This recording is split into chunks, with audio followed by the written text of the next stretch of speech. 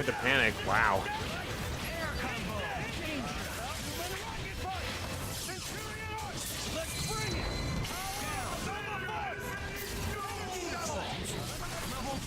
With the opportunity to see what the X Factor Wesker not getting a chance.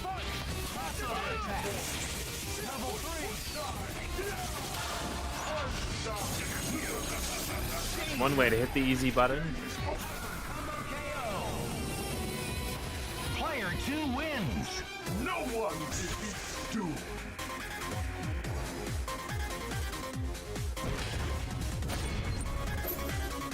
Get ready to brawl.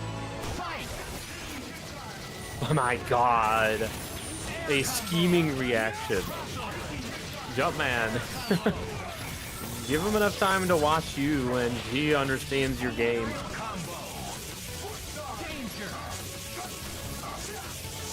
I'd say it was humble gameplay, but what he does after he picks up on your tendencies is kind of vicious. That was timed for the last possible frame. We expected a fast reaction, but a really successful use of the slow strike there. Ooh. Tried to box and read options. And I'm not gonna let loose the X Factor. Has faith in the Doom. But at what cost? Another slow patterns using threat of missiles. I would be absolutely shocked Doom wasn't more clear of that, but he ain't dead. It's just an opportunity to waste X Factor and Jumpman. Too many resources makes Jack a very lame boy.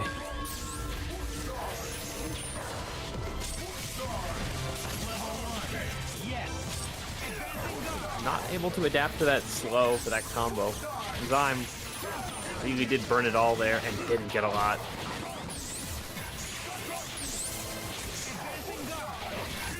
You can see Jumpman, specifically with resources and missiles, more than willing to just keep using shield.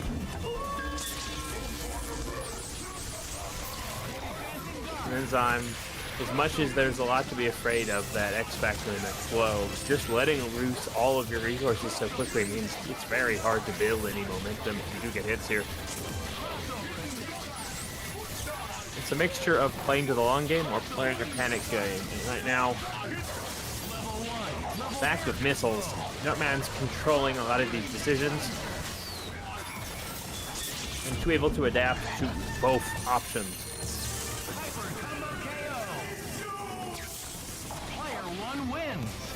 Very different game going to that second one. Is Jumpman is already pulled off. Keeping all three characters alive. He knows what it needs to stop the game plan from Enzyme in its tracks.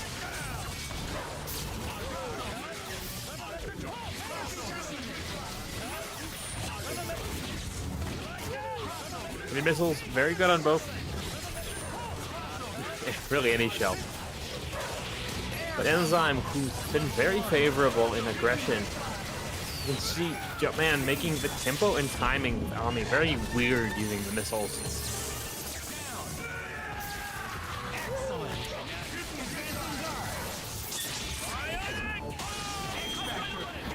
Missiles still coming, nice adjustment. Ami can be a little bit of a weird about it to combo in that, but you can see now the tempo stop is over. And Enzyme's able to really rev up the engine on his team. Big drop. Things almost were a kill there. But the small difference makes a huge collateral fall from his team now. We still lose that character, ensure that the last word could have been Jumpman's. And give him an inch, he will take a mile. Effectively, I really think Enzyme needs to acknowledge a lot more of what Jumpman is doing with the Ami. The dominance of Nova as an aggression character means that a lot of times you don't really have to think about much because you are so relentless in your offense, but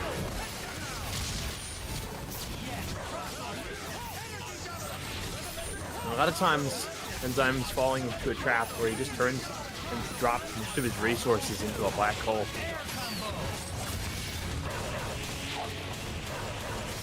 Yep.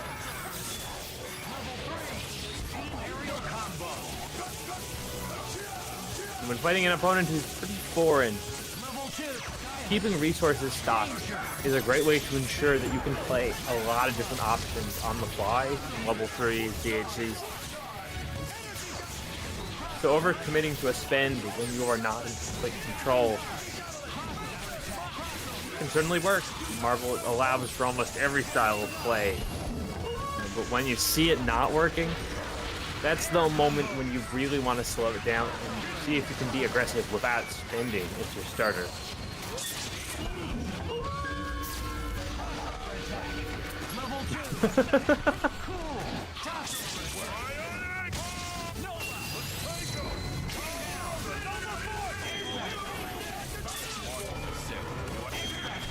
Just like that, having access to those resources is super important for both players, as we're seeing countermeasures being the opening factor for both players.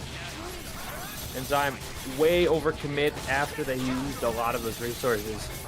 Took a good amount of momentum, and suddenly they're back to the block. That is the damnedest thing that worked, but I cannot doubt Jumpman for the effort on that one. Kami Shuffle into Cold Star.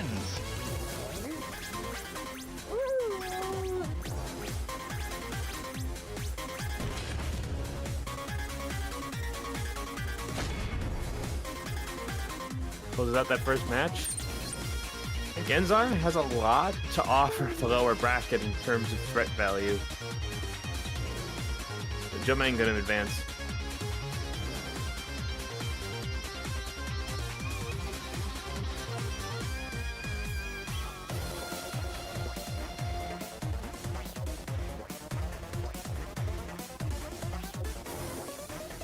Looking across the board. Looks like it's going to be off stream. We've already had X-Men Chris playing John Von Doom. Yuli beat over Raider Maroon. Inkla over the Agent of Force. Currently, Legend going to be playing Jumpman when we advance the bracket, and Maru going to be playing the winner of X-Man and John. Down the lower bracket, we're going to have, when it occurs, Raider Maroon versus the Agent of Force. With Brian, New York, waiting for Ensign. Ooh, a lot of exciting matches still to go.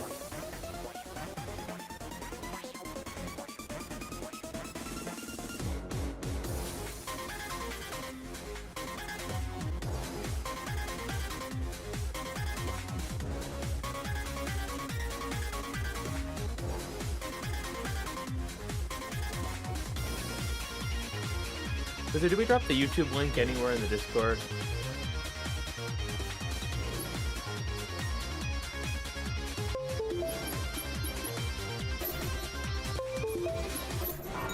Get ready to brawl. Fight!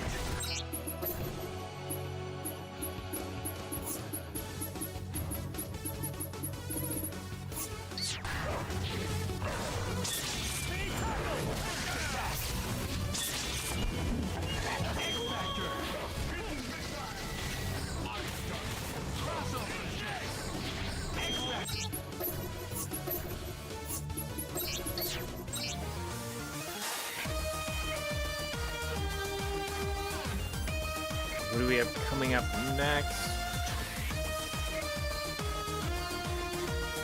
Well, this is gonna be the J-Dog match. Ooh, it's gonna be J-Dog versus Fabulous Zucchini. Big body matches. Always a heartbreak when you have so much early match like conflict like this, man. J-Dog did really well against Zucchini, but always afraid to ask if it's gonna last because DJ's been so consistent.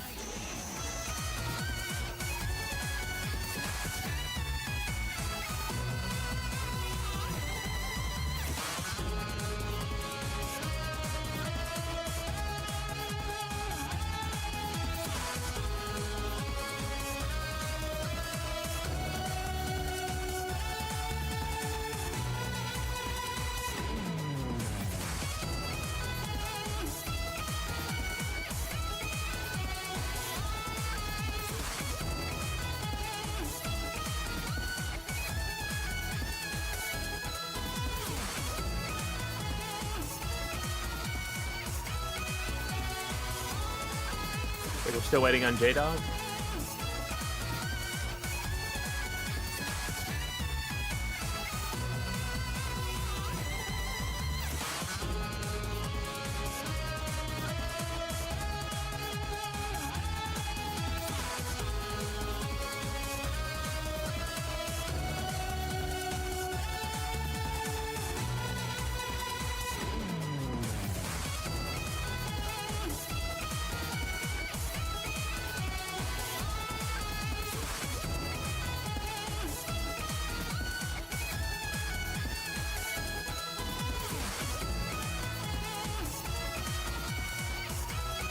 Are you getting sound issues on your end? Or is that just Discord, or is that you?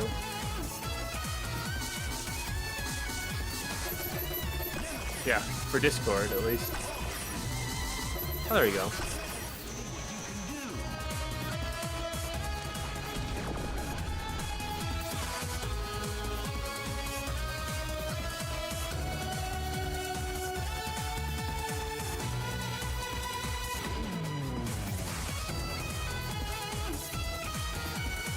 Wonderland. Can't believe you survived. Get ready to brawl. Fight! First attack. Air combo. Link, and not sure what anyone would miss here because DJ is just an absolute marksman with this team.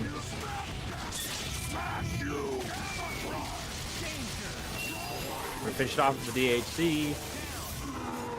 Moving Nemesis early doesn't give a lot of room for J-Dog to work. That's definitely one of his more buffer-based characters. Let's get that last hit of relaunch, which he almost never misses, and that should be more than enough damage to finish off Hulk here. Steals back the corner. Oh my god, he is cooking. But a little miss on that. We give the opportunity for J-Dog to get as well back into the game. There are certainly with Sentinel a lot of opportunities for big bodies to get two characters killed in the line of duty. And Sentinel is one of the best Happy Birthday X Factor characters for this sort of thing. Ooh. Doesn't have fear. J-Dog, plenty of X Factor for this last character. He's not good for the hit here. But TJ has faith in the action and faith in the wheel. Goes for the lariat right when he needs it to. And just like that, commits to the bit and finishes his first win. Wow. Goes for the square off. Can't get the off the ground at max distance with J-Dog. This level of confidence, even against H-loving Hulk. Exceptional gameplay. Goes for the reset. And there's a reason, despite being a big body player, he keeps that tag scientist. Because when it comes to situation-based reads, J-Dog has earned his keep. Stays in the 50-50, reads for the hard drive. Nemesis so tall, it's actually really easy to opt into it pretty last minute there. I wonder if TJ was taking a little bit of a bet on whether he would go over or be high-profiled by that.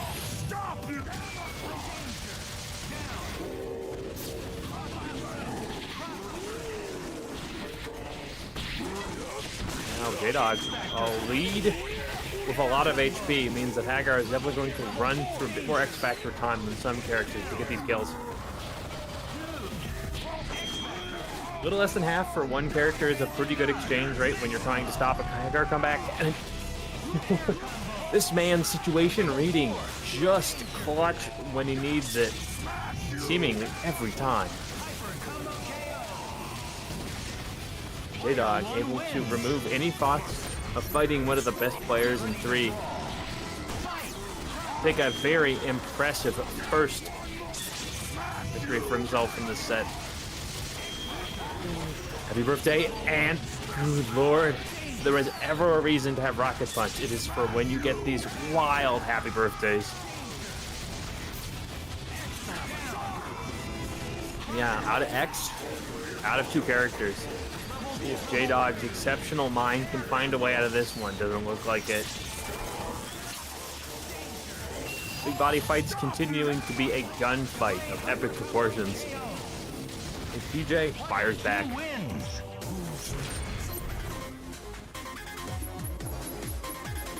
Get ready to brawl. Fight! Advancing guard. First attack. X-Factor. Ooh. Something that you can say is well earned for J-Dog. TJ just let the X-Factor go to guarantee the kill on this point. The respect earned. Nemesis. Now let's see if Hulk can hold his weight in the mirror right now. Okay, TJ first to spend this resources.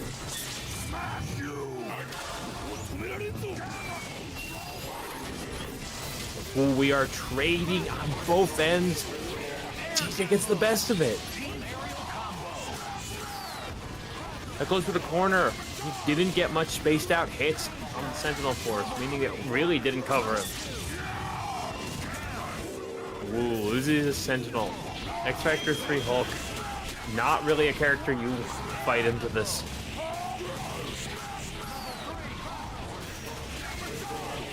Both players gunning their team as much as they can.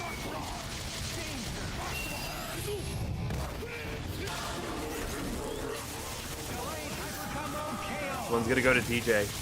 Player 2 wins.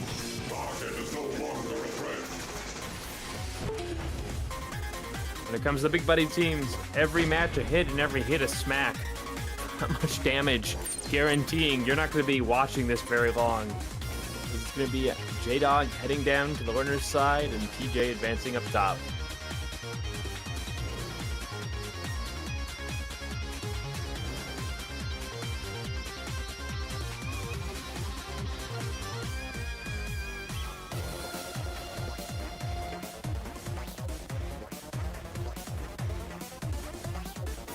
One of these days, we gotta host a big body fest around Lake Spring or Summer.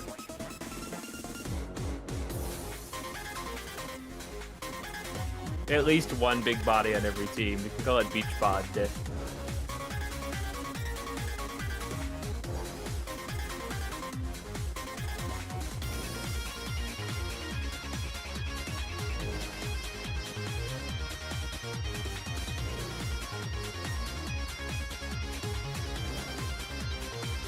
Lining up our next match.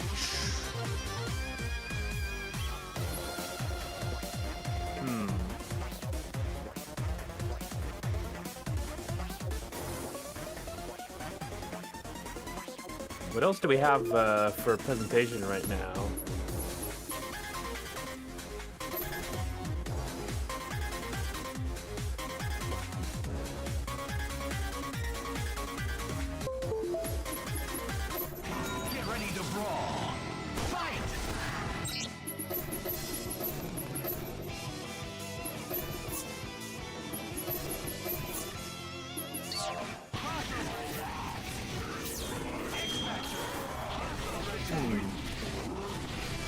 Julian Inkla still going on, and Maru and X-Man.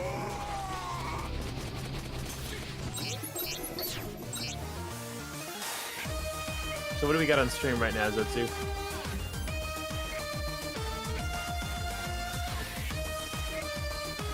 Okay, it's gonna be Jumpman and Living Legend. Man, the gunfight pretty early into the bracket. I always like to see these Resident Evil teams. Marvel versus Capcom 3. These two have an insane amount of experience across the board now. Superheroes are all here. Who will rise to the top? So shout out to Feed Your Greed in chat. Always love when the Midwest shows up.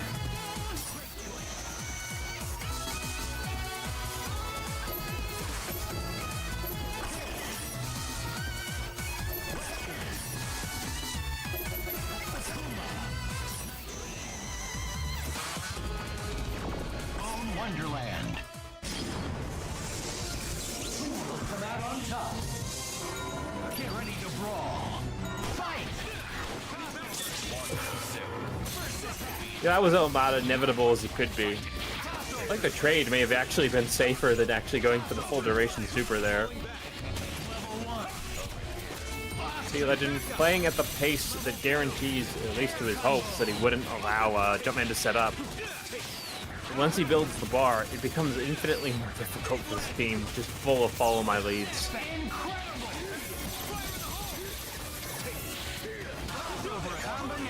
And there you go.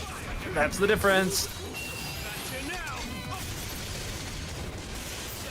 I think the beam actually would have been safer there.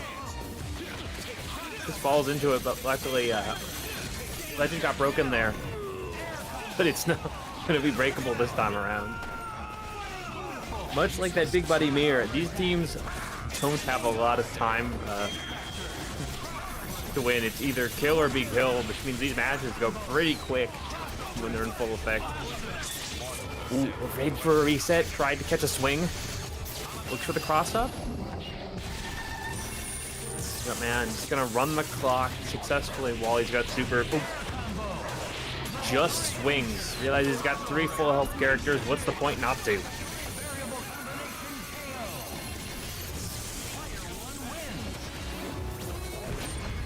First one goes to Jumpman. That's synergy. Very unique. And in the Parsec environment, it's successful in many an event.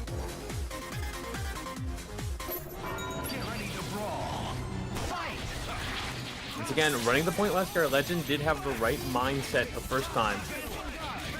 This character does a lot better, specifically back to Chris, just getting that hit and keeping the momentum from starting. The more you can do before he gains the second bar, the better. And a lot of the teleport patterns Wesker can present is pretty good against the Cold Star. But Jumpman's predominant countermeasure is just letting loose the meter to stop a lot of Legend's options. Mists and Veils, isn't DHC there? Looking to see if they can bait something from Legend. Oh, happy birthday!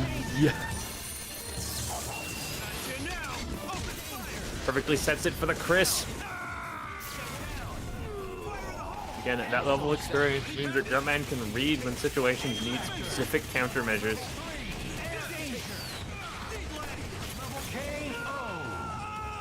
Anytime you give this team meter, you can do so many unique options.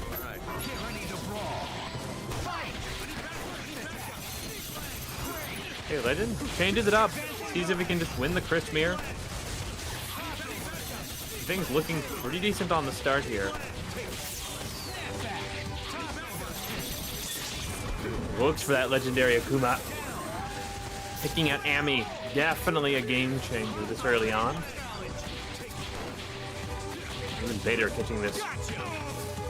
Hey, Legend's adaptability, pretty impressive.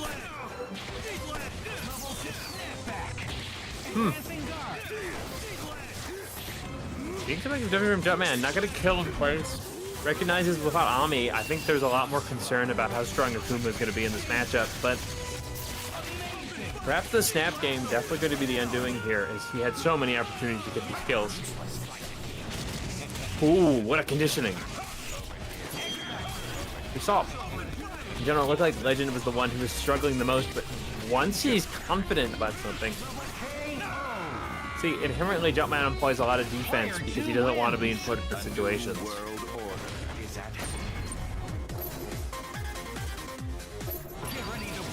The tactical advantage exploited by Legend there. Something definitely to be learned by Jumpman is if you can take care of the Ami and brick wall a lot of the initial gambits, a lot of teams can do what they need to. Ooh, goes for the Wesker this time. I'd be more interested in the dog, but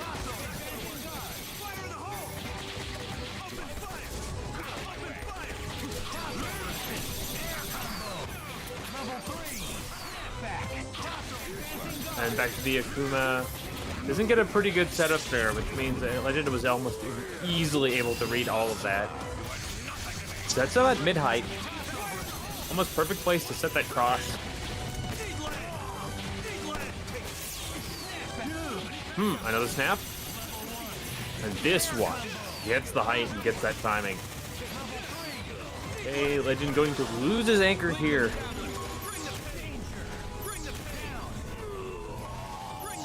So long as he can keep Wesker alive, he can still mount the offense he needs to take care of this team.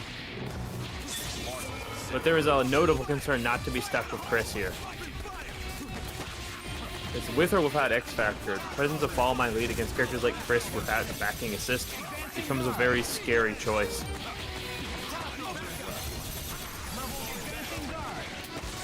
Oh, look at what they could get on that Ame. Didn't push it too hard, and that in and out gameplay is why I think so long as he keeps the Wesker alive, he has what he needs to take care of Jumpman. Kuma would have been nice, but the options are here. And it comes from a lot of the same well Jumpman pulls from. Ooh. Legend thought he had more time to press after the grenade explosion. This is it. Wesker. And Chris coming into a bad situation. No speed up on X.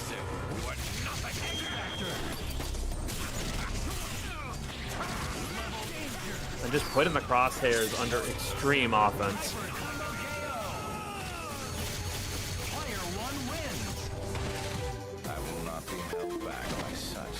Anybody can do it, it's these two when it comes to Chris, but this one, going to Jumpman, Legend showing a very strong strategy though.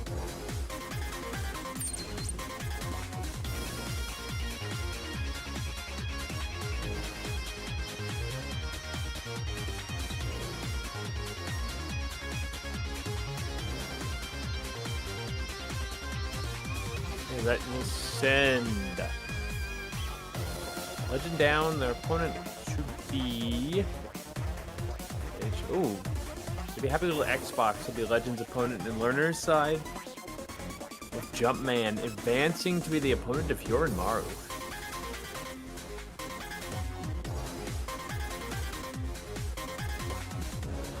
Okay, on the other side, Maru did send X-Man Chris down to. They'll now be playing the Agent of Force, who did take out Raider Maroon.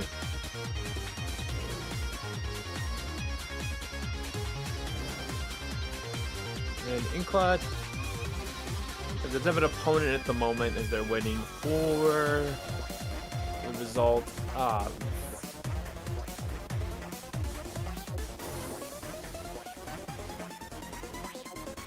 Yeah, the result of J-Dog and Enzyme here, which has just started off in the side stream, so a lot of exciting results, definitely some big player decisions basing off of these outcomes.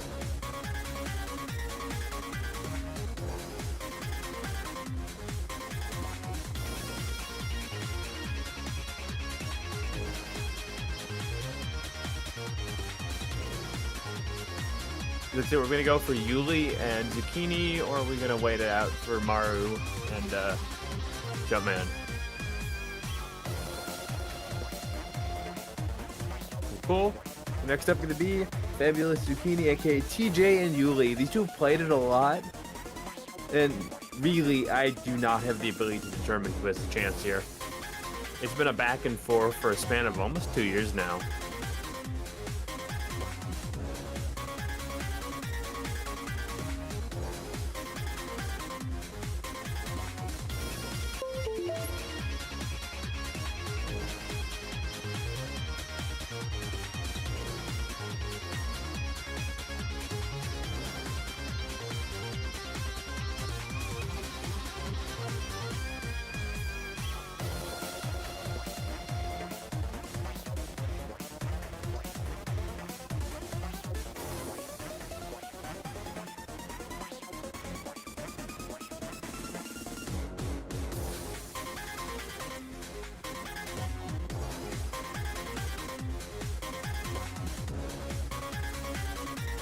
Okay, we're gonna wait for both players to connect.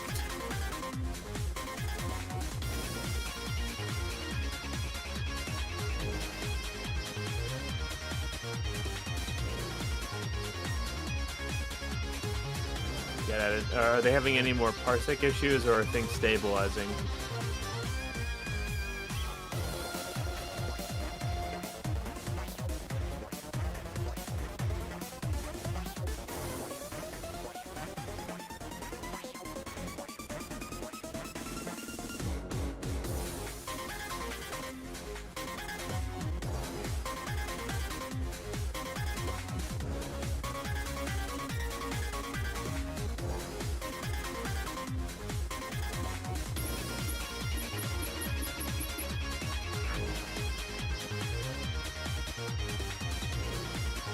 Parsec gets slightly better diagnostic tools so you can see the difference between people other than their latency. Ultimate Marvel vs. Capcom 3.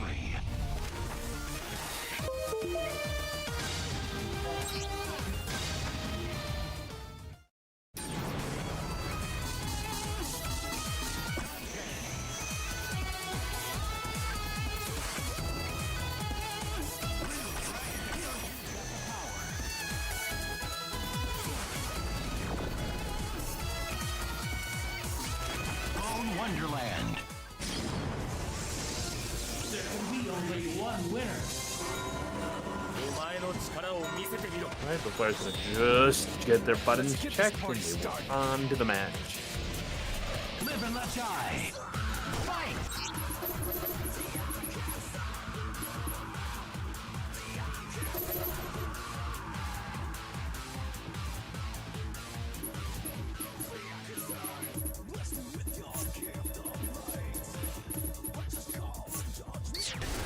Advancing guard.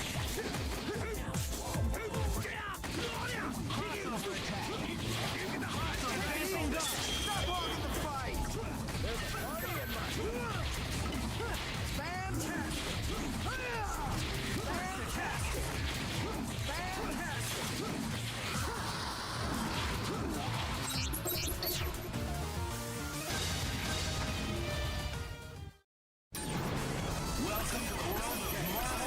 Hey, there we are into the action. God, Yuli is fast picking his team. Here, lay claim to your glorious victory.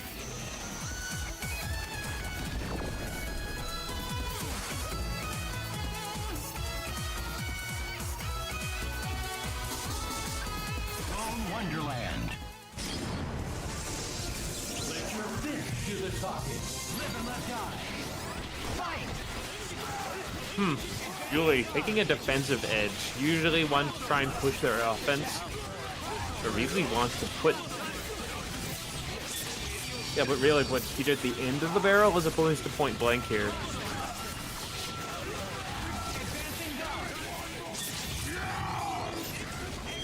Hopefully it shows the nightmare fuel that Zero's tempo management can be for both the player and the opponent. Yuli can choose to make either Zero or the Virgil assist the starting point. But in this case, risky tag, not going to pan out as this team confirms anything into lethal damage.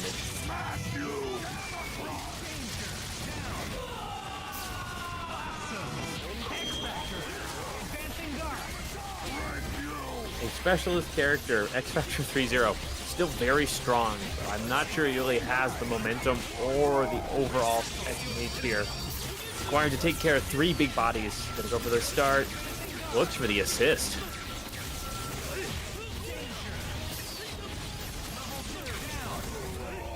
Okay, finds 2 bars, end of the X Factor. Sentinel arguably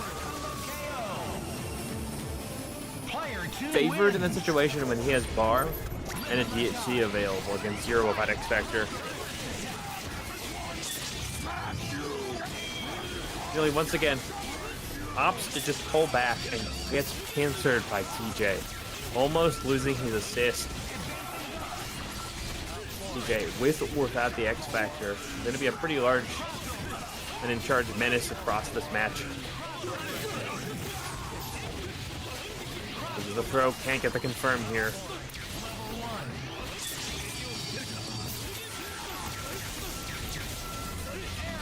Finally, Yuli gets a solid connection in Sagemu, meaning he's going to be a little more careful about how he gets that last bar. Wasn't able to find a route there.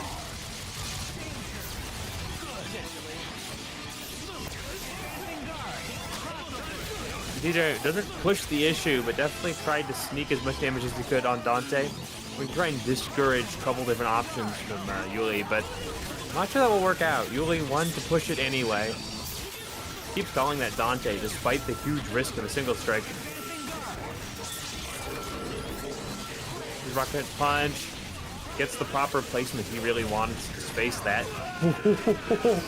Didn't see the lariat. It was veiled behind the Sentinel. Much to Zero's scary credit, he also has one of the smallest character frames in the game. That probably would have worked on the rest of the cast, but Yuli, taking full advantage of those small nuances in this matchup, remounts the offense, and it's looking like there's not going to be much for TJ here. Block or die, chip's going to be enough on its own. Go to the ground hard drive, not able to get a confirm. Another soft drive.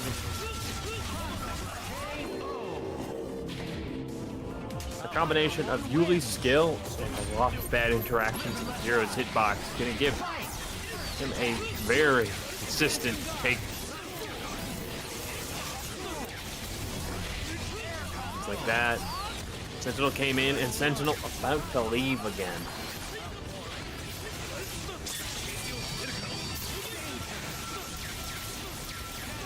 As long as there is Hagar on the back, I do not think TJ really cares much about the momentum loss here. Definitely going to lose a little bit of his connection options for keeping the combo going, but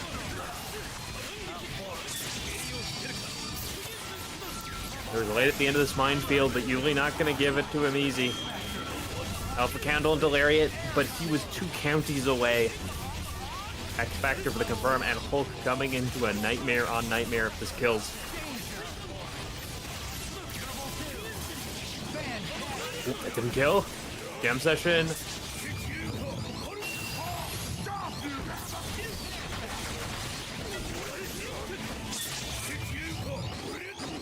DJ able to use the bar to keep that character alive a lot longer than expected, but Yuli shifted to a very patient tempo there, just reading for the options.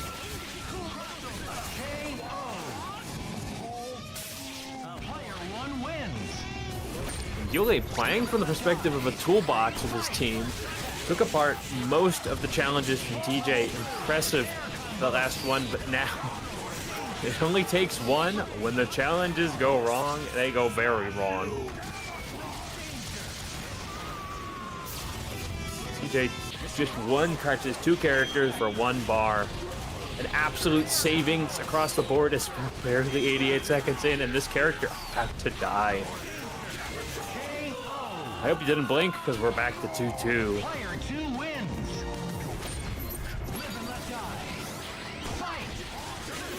Yup. Ooh. Smart read from TJ, had to lock down any punish grabs there. This time it's Yuli, the first one to drop the X Factor into the bucket here.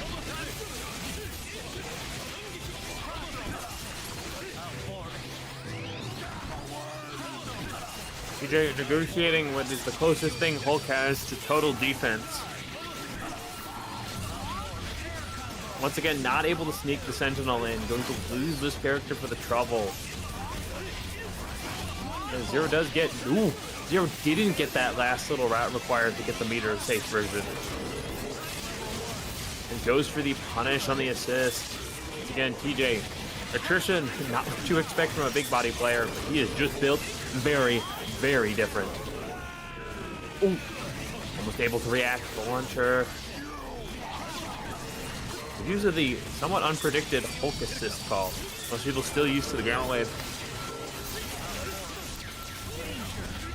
Wow. Really in to the edge of a sun there, and coming out safe on the other side, mounts the offense mix-up. TJ at least going to have 1 bar for the Sentinel escape, but this is going to be a lot of choice on this commitment for what...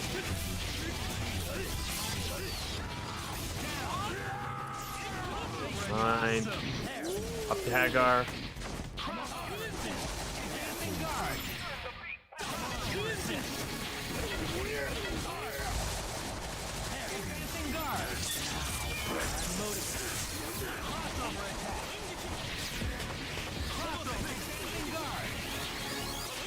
DJ just able to leverage that he has bar and Yuli does it in the situation to possibly get a punish. The fact of the matter is that Yuli is definitely calling Zero with the expectation that Virgil will cover, but it could be 1 body slam or another really good hit read with this distance.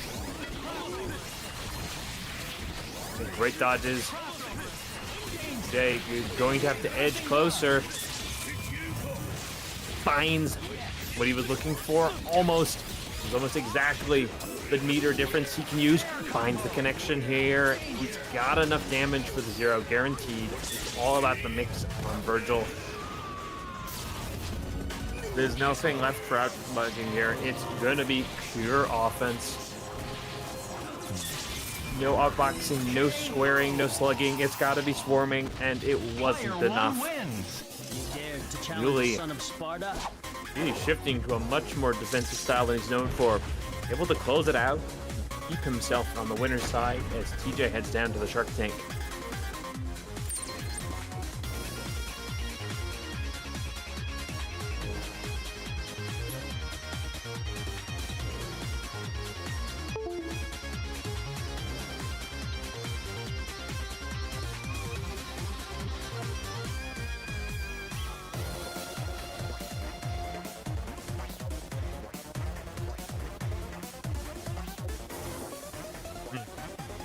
Taking another look at the bracket.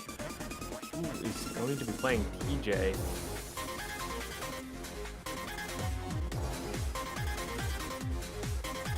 Okay, somewhat still undetermined.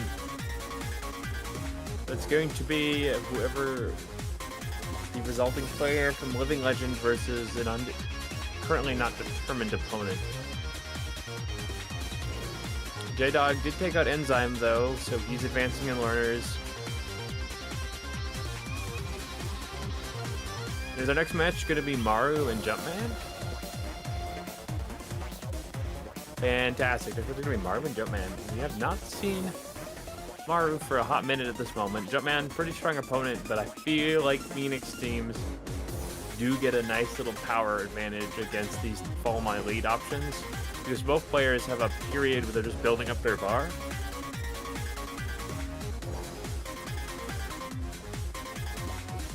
The more time you give them, the better Phoenix teams tend to do. However, obviously, Jumpman can just take any leads and hits and go for kills, but definitely it mutes some of the strongest parts of his team, but regardless of which, it's not like you. When you're at the consistency level of Jumpman, when the time comes, you'll get the best choice either way. Still, Maru, a very custom player to a lot of different teams, and it's possible his ability to not interact will be enough to keep his meter many times above the Chris, which is the primary battery for Jumpman.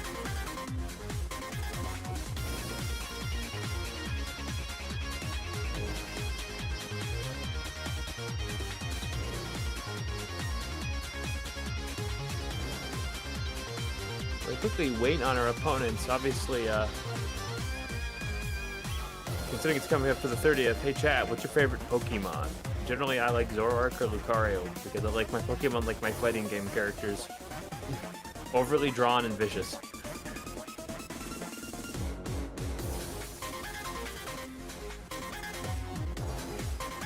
I'd ask Zetsu, but I feel like I already know the answer. Scizor, that's an excellent choice.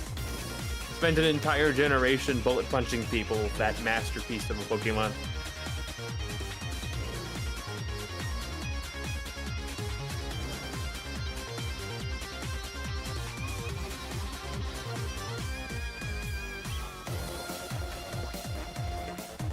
So it's a pretty great aesthetic, somewhere between a mecha, like a Henshin superhero, and a Mega Man Robot Master.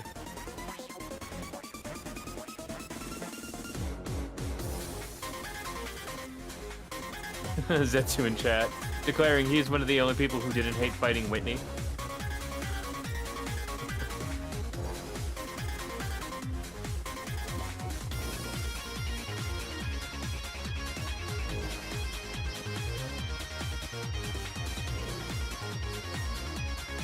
Anybody in chat, tell me your opinion of that Pikachu from the next game that looks like somebody left it in the washing machine too long.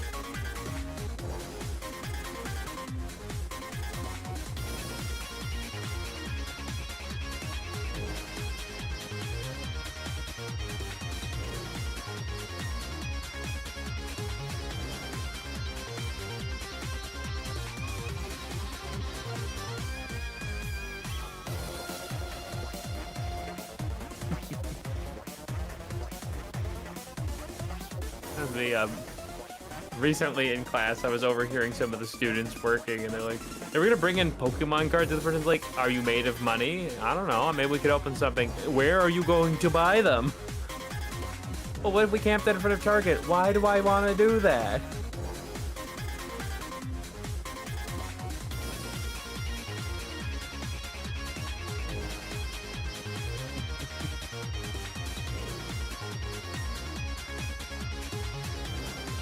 I said the bit was going great up until the point where they said, you know, let's go play Clash Royale, and bragged about how much money they spent on that game. And then it all went back. The only advice I can give to anybody who are parents, which I feel like there are at least a few in the chat, keep your kids away from gacha.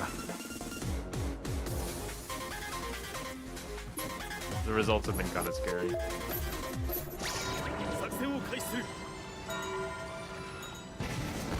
Live and let die. Fight!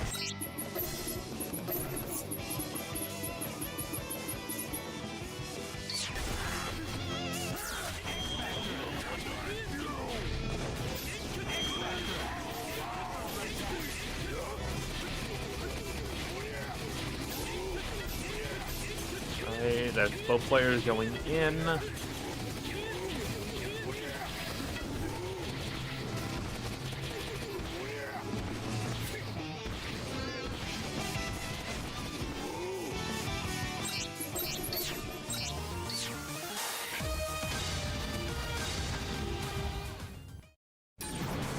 Welcome to the world of Marvel vs. Capcom 3. The world's greatest heroes are all here. Lay claim to your glorious Okay, that means victory. it's gonna be Jumpman on the left. And Mario is button checking, but they're not picking their team yet. Hopefully that's not the audio issue.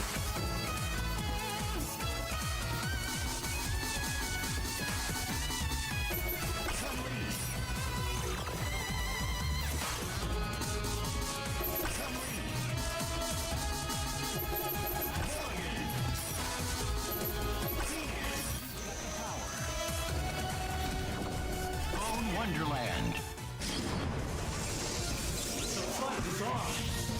Live and let die. Fight!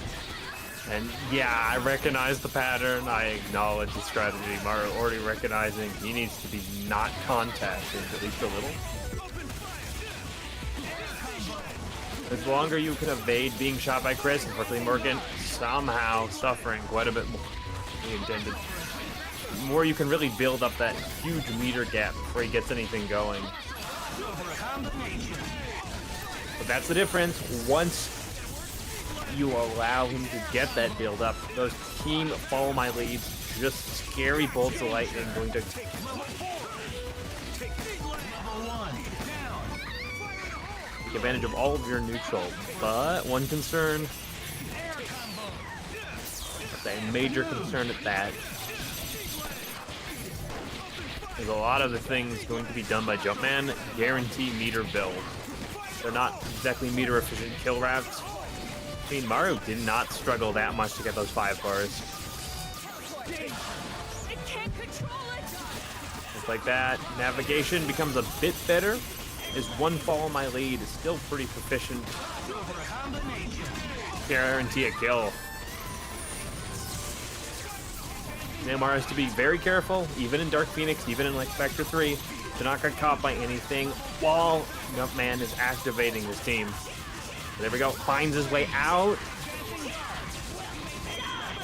He just has to wither the storm before another Follow My Lead can come up. Here we go, low life, but it's now Mario's time to mix.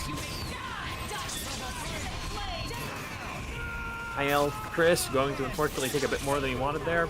Healing field, set it.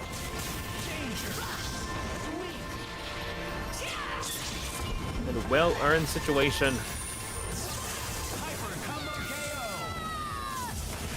Player 1 wins. Mario almost successfully navigating that minefield and was able to.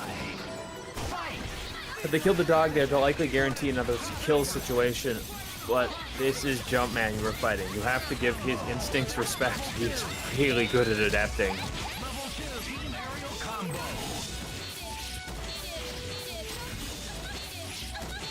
Right, play Chris, a very healthy character. I'm gonna go for 120, chat. What do you think?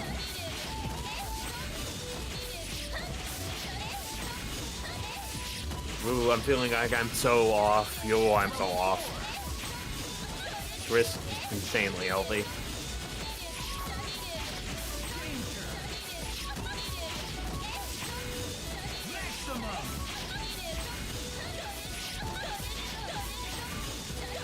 Oh, I was so close! Damn it.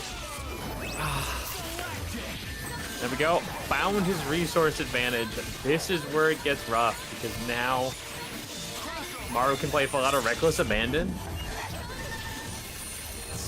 And even if you use things like Follow My Leads or other stuff to get the kills, you're really kind of just towing the line once you build up this much of an advantage. Yeah, she's tiny. Alpha counters seem to not work on Morgan very often.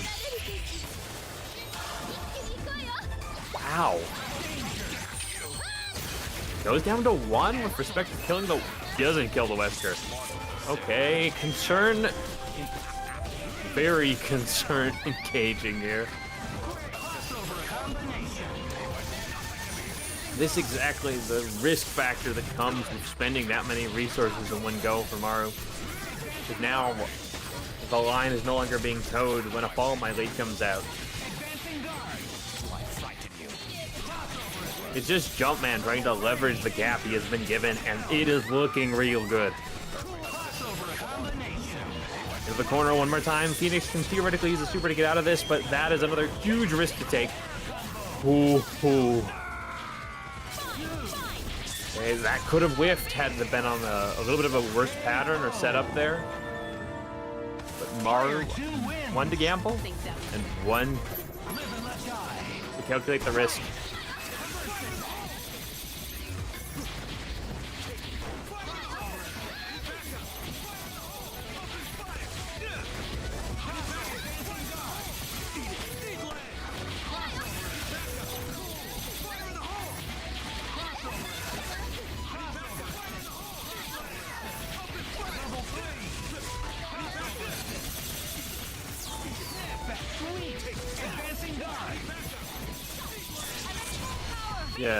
Yeah, I'm here.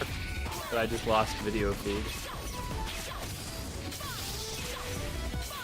Oh dear.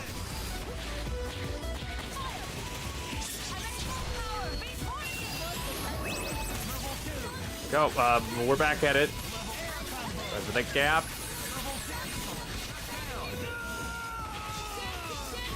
Maru welcoming us back into the action here, as they have managed to leverage momentum to the Morgan play. Ooh. On one side, losing 2 characters is terrible. On the other side, you build a lot of bar when you get Happy Birthday. That was a smart recognition. Wanted to use the X to guarantee as little bar as possible by increasing his damage output. Ooh, wow, Maru just gonna spend a super to look for something. Healing field, hope they weren't crossed before they got out of that. Okay. Said Maru takes a lot of risks based off of calculated inferences, but that one felt risky even for me. And X-Vector gonna phase out before he gets too much going here. Maru just gonna have to rely on the mix and the incredible pressure offered by Phoenix. Ooh, use a stopgap.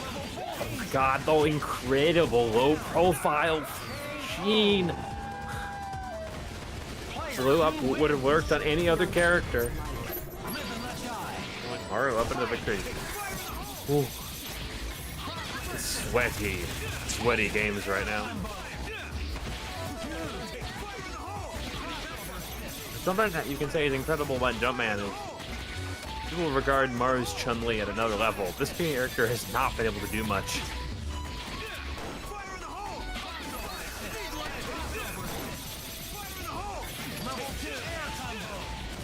The flame grenade, and that is a nice start for Jumpman.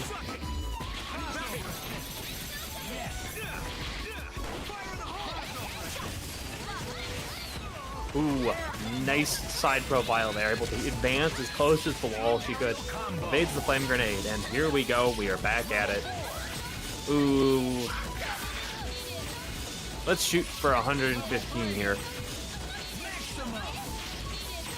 See what chat thinks. Oh, drop. Just never gonna be right.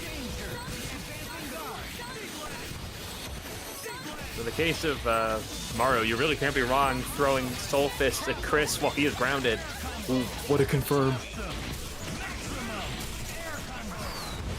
A little awkward, didn't get the launcher there. Actually waited a bit long. Gonna lose Morgan, but the meter is pretty good. The players at 4 and respectively 5. There's still a lot more decision making. You're seeing meter turning into technique, into stylized spectacle here. There's a quick meterless dispatch while players into 5. The life lead reigns Jumpman, but Dark Phoenix definitely the truest and original X Factor. Into a fall my lead, and I wonder if Mario was mashing X and lost it on a Parsec Magic Frame or not. But it's 2-2, deciding going to be on the margins here.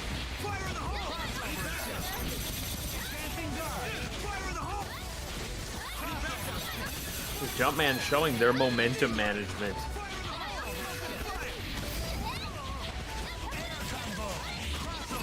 Take small leads and turn them into gratuitous victories each and every time.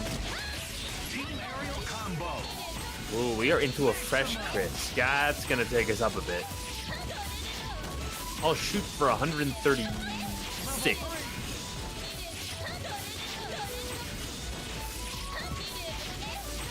Right. Where some teams building the extra meter at some point is rather pointless, but every time you drop against Jumpman, it's a lot scarier just because of what he does Vexus bar on this team. Brings in the Whisker, that's 4 bars with a follow my lead, going to come any moment now. If Mario doesn't play this safe, he will get caught.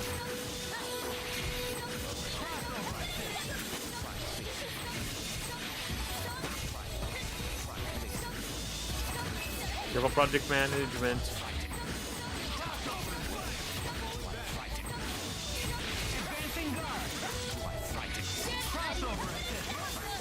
Are not able to get too much off of that, but still working towards the meter goal.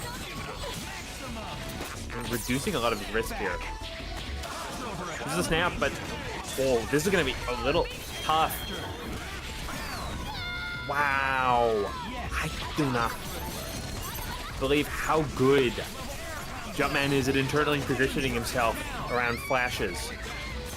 Every time I lose sight of him, he still knows exactly where he's going to be. Just a lot of impressive gameplay. Everything is a crazy read. Jumpman, a situational god, plays it out perfectly to send Mario to the lower bracket. What a crazy game.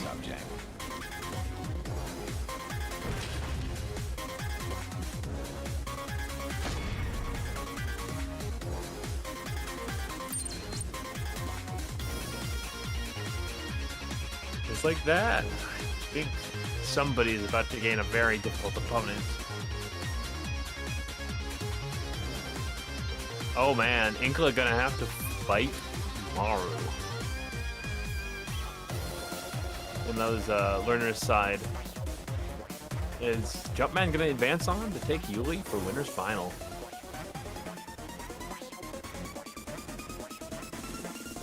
Guess the board. Not many matches left before we hit the apex here. Still got Living Legend and Zucchini and TJ. There's the lower one feeding into losers' final sets. And then we got semifinal, which is going to be determined by the loser of winner's final, that being once again Jumpman and Yuli. Across the board, Yuli definitely gunning for a favorite in the grand finals, but a lot of the strong play from other people definitely able to keep up. Currently, the unpredictable factor is Inkla, with all 3 of these other players consistently battling Yuli around grand finals range.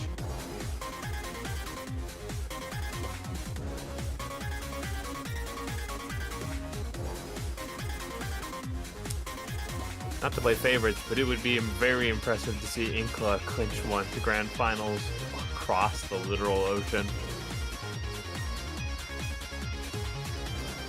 Man, Spartan Throne really set the ball so high for how far he used to place.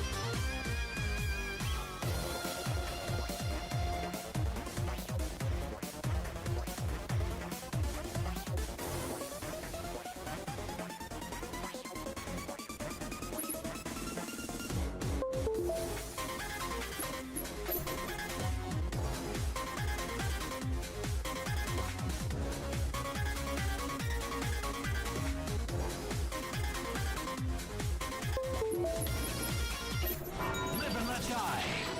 Fight!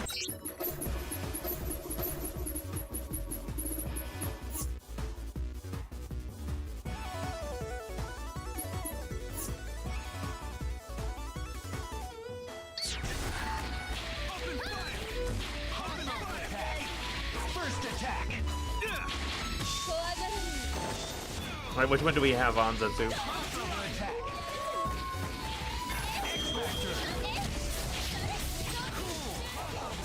Okay, gonna be confirming that for the stream. I've got a word in my ear. The Fabulous Zucchini vs. Living Legends. A new title has been unlocked. These two really have built up quite the legacy and history playing each other. Marvel versus You can see TJ, depending on the feeling in the matchup, either gonna snap the Akuma or just fight through. Both have been proven to be successful.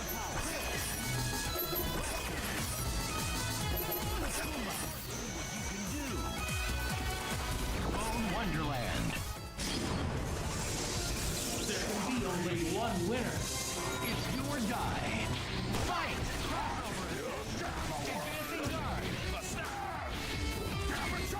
Seeing a lot of the point Wesker tonight.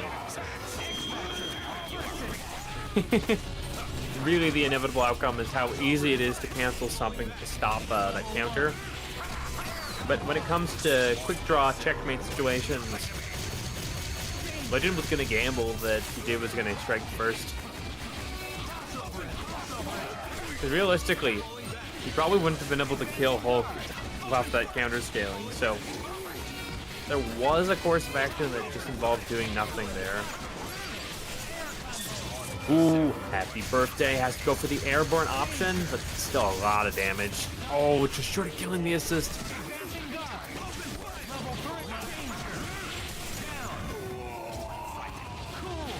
Legend playing a very Mosquito-like style. Really spending for smaller hits. But a big problem always coming off of that Sentinel Hulk synergy.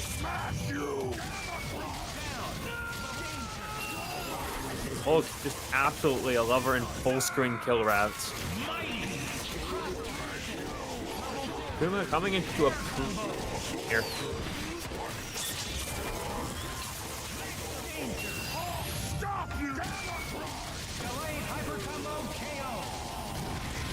Player one wins.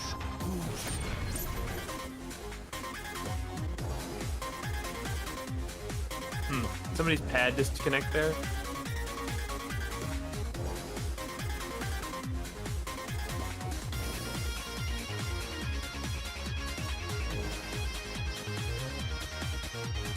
It sounds. Because it sounded like a device disconnect sound there for a second.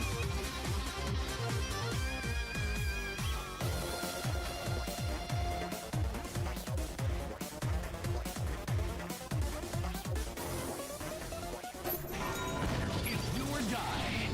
Fight!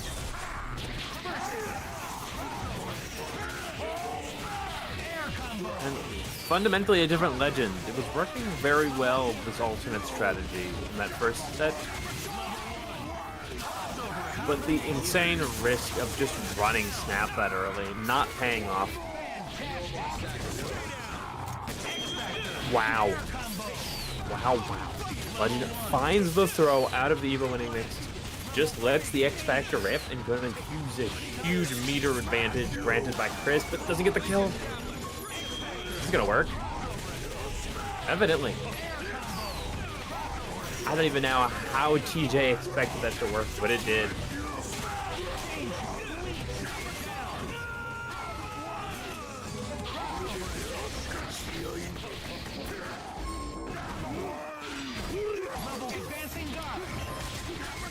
This is a pretty early Akuma across the board for Legend.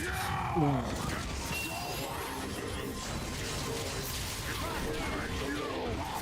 Wait, one more chance.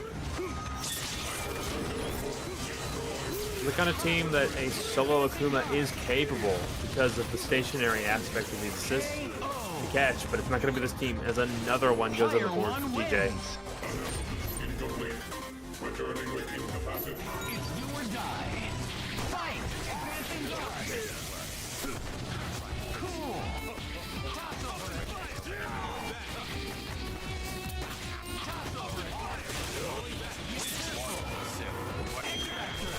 Yeah, Legend, very resource intensive, but just wants to stay in the safe against anything TJ is going to bring out. Guarantees for kill. Just still a mix-up time because of the team hyper. Great throw.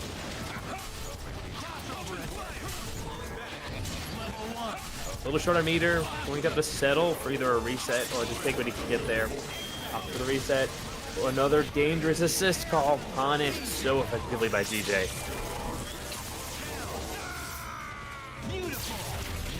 Nothing but pure refinement on both players here. That always catches me. And there is no X for Akuma. It is all or nothing. Fights it. Just goes for the swing. This is a very high damage starter. Going to keep the meter pretty efficient here. This is the range where Hagar is very killable. Demon is also available. Very useful against characters like Hagar because it guarantees Lariat is not a factor if he's got the timing to cancel. Just like that, Legend going to finish this character off. Has double super on deck. May not even need it. Ooh. Weird hit there. Still clinches it at the air fireball. And Legend not going out without a fight. And wow, all the little meta knowledge is there. You can see Legend swung first almost every other time. That time tries to bait it. Look at the snap, tried to go for a sequence cross-up timing there. GG not willing to spend this time on the character cancel, realizing that one, the checkmate situation favors Legend, and two, yeah, it's not gonna kill.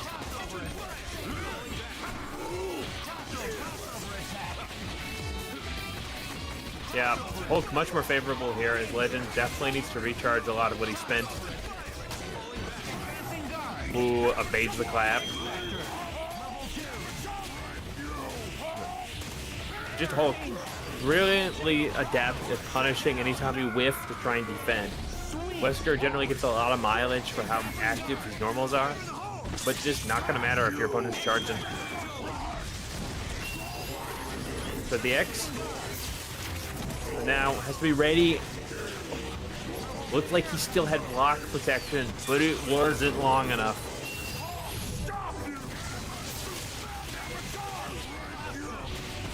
There goes X Factor. Ooh, he tried to connect on Lariat, and unfortunately the stubby Chris buttons. Sometimes hitboxes are not as they appear. Has been played that very smartly, but the relentless aspects that TJ is honed on this team going to be the final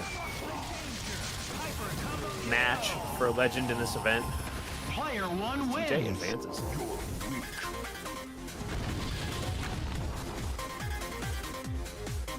Then loser semifinal now marked in stone for TJ on the bottom side. The winner of Maru and Inkla going to be top slot.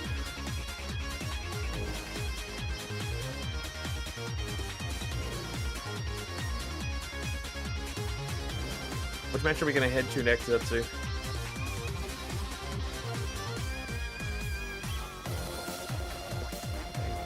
Fantastic. We're going to head over to that winner's final determination here. Going to be after first we clear up these last little losers matches. Going to be Maru and Inkla So, as I said, don't go anywhere. Both winners, losers final, and grand finals coming up rather quickly.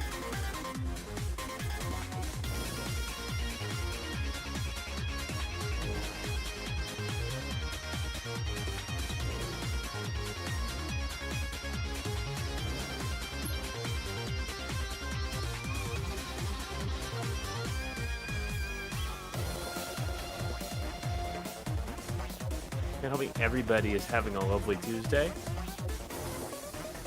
Weather's been back and forth in the Midwest between 50s and feels like negative 10s.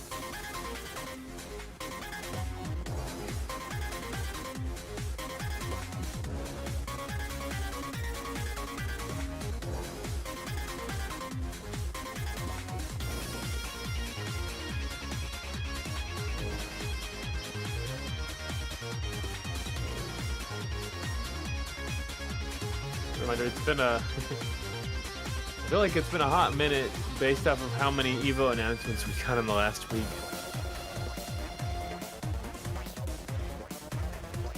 For me, that's neither here nor there, because the one thing I'm guaranteed I go to is still Combo Breaker. Easily one of the heights of that spring late season. But Schaumburg Red to Lombard is definitely a step up, considering Lombard is like the suburb of a suburb.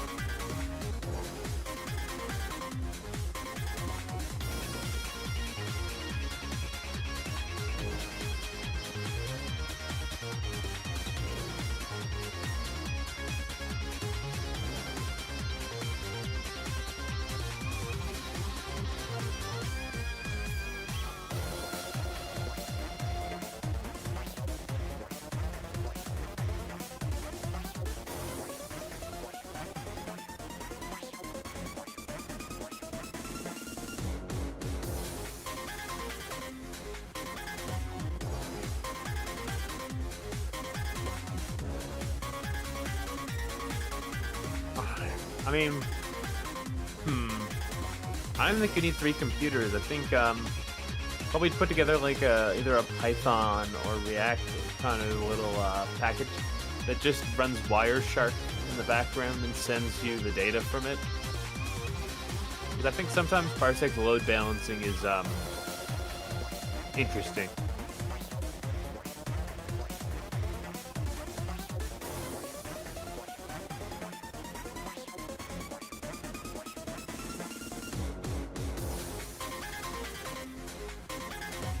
I think it's something to do with like bifurcation not being balanced between the 2 users.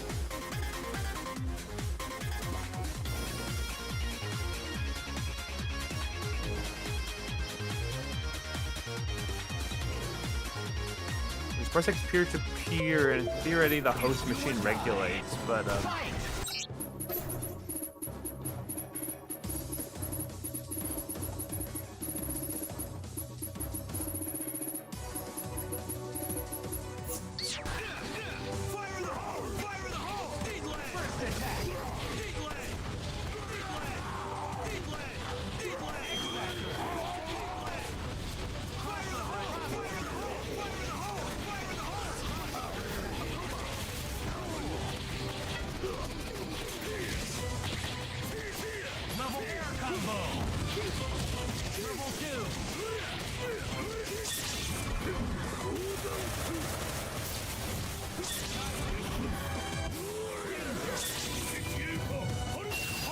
players gonna long do supers as they finish up their button check. Oh my god, gang, we pay by increments of time here. Let's get this done.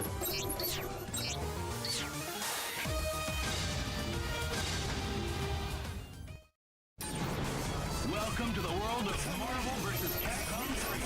The world's greatest heroes are all here. Lay claim to your glorious victory. Wonderland. Dare believe you can survive. Get ready to brawl. Fight! Always a treat to see Inkla, one of the hyper-traditionalists along Ray Ray, still rely on a team that is really just a lot of incredible fundamentals. Team aerial combo. Maru. Got some great fundamentals himself. He's been dropping this more than he's been hitting it, but it's just so good to go for. We're gonna look at a kill. I'm gonna go for another 120. Let's see if this pans out. Ooh, close. I'm gonna be off. Damn.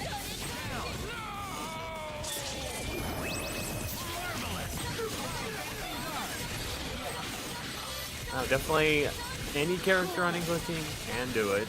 X Factor is well earned across 3 characters, but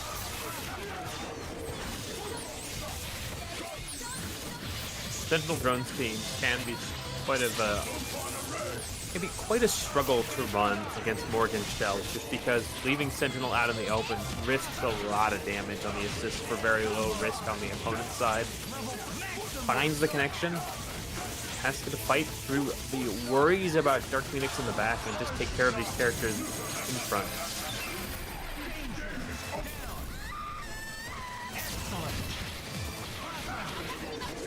To find the next bar to guarantee the kill, Chun-Li, definitely a character that can just be a lot easier to fall with the classic Drones Doom sets.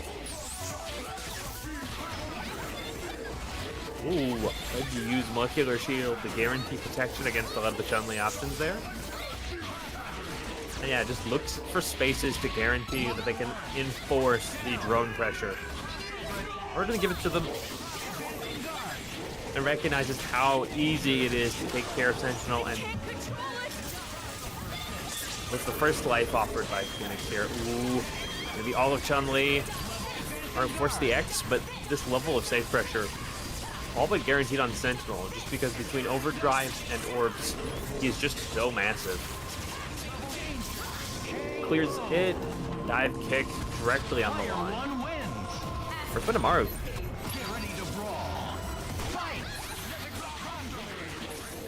Nikla obviously has the snap sets. They need to take care of Phoenix if they can get the connection. It's just a matter of moving that Magneto into position and connecting. Ooh, no confirm there. On the screen, unable to pull the connect there again.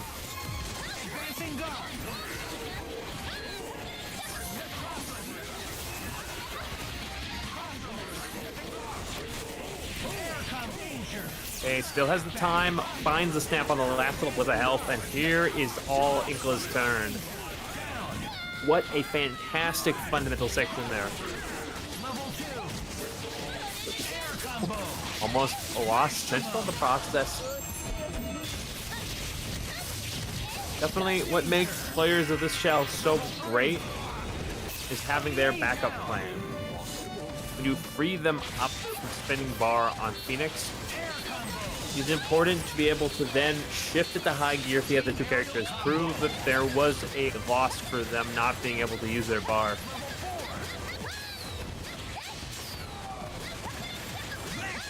It finds that last little bit. Crazy. Oh. Doesn't finish the whole total rep, but finds the low. And goes for a frame trap? Oh yeah, this seems like something very effective on Sentinel because, yeah, you have a lot of space to set up the instant overhead if you want it.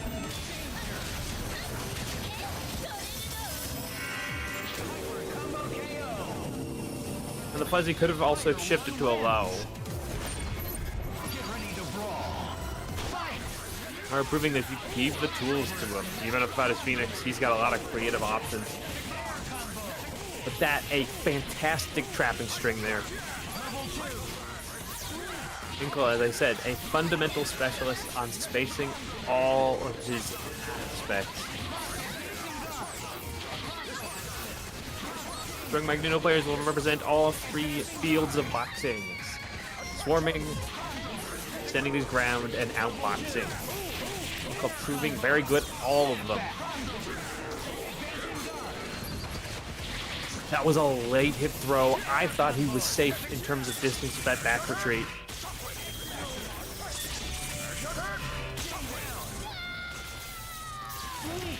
Not looking a little rougher, but that guarantees no chance of getting into Dark Phoenix by minimizing the number of hits and maximizing the amount of damage effects there. Well, that means X is going to be spent before Maruz is out of his.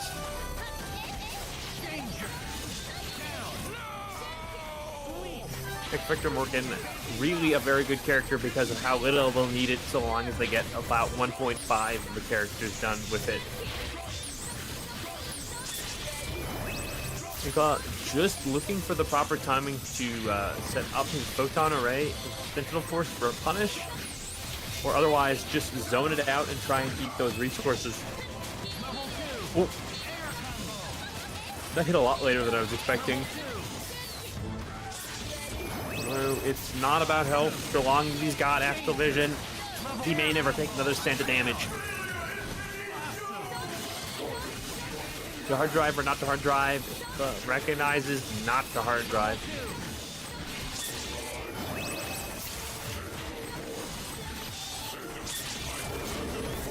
Yeah, it is very carefully spacing those so you cannot be punished. It is the tool necessary to get the chip and put in force pressure, but so much more risk on Morgan.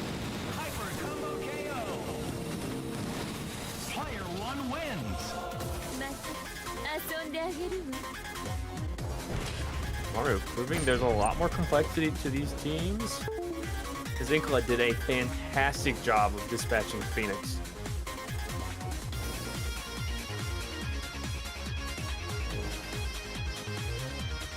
Sometimes goodbyes are kind of sad. Zinkla gonna head out tonight, but man, it is so much fun to watch all of that great Magneto Sentinel play.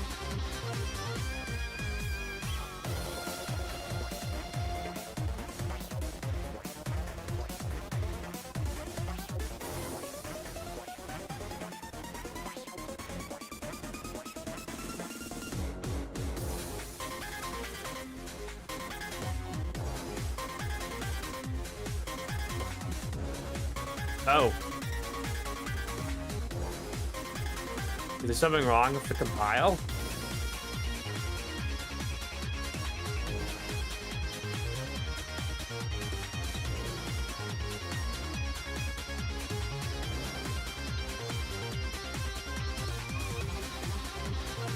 Does it work without Smash Soda, or is it just in general bad across both options?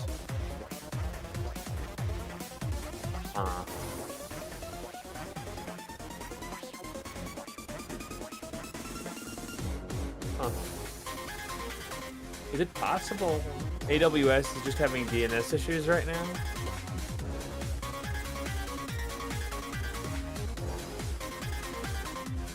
In the status page, let's see if there's any, no recent issues, they say. Fascinating.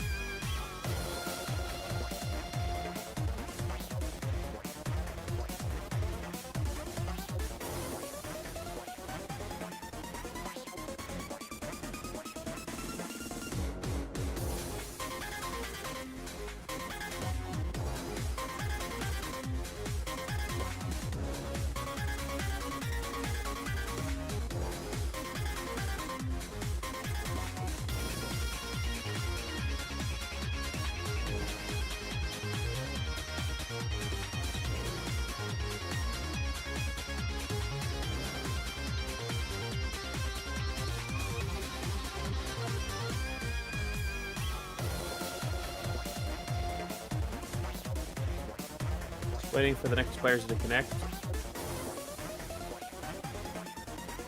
I assume it's going to be the Jumpman game.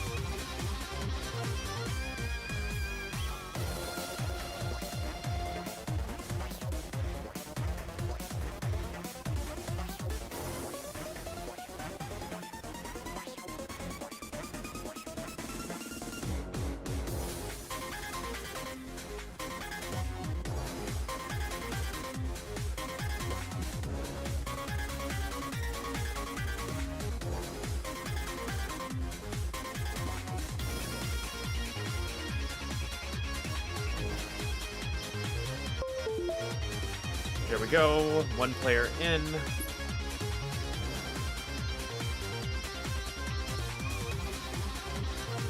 Huh.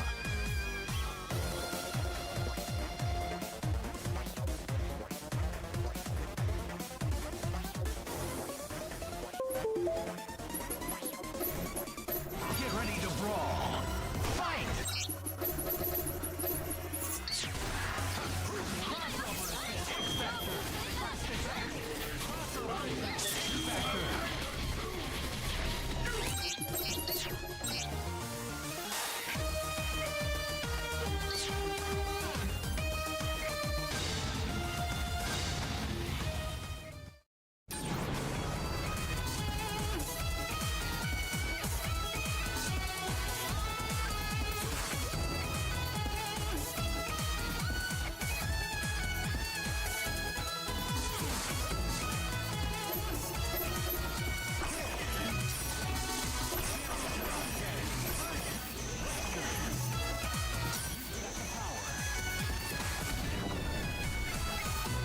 Wonderland. Fight it out. Go for broke. Fight! Advancing guard. This time, Jumpman giving a lot of space to Yuli. Yuli himself also going with space often.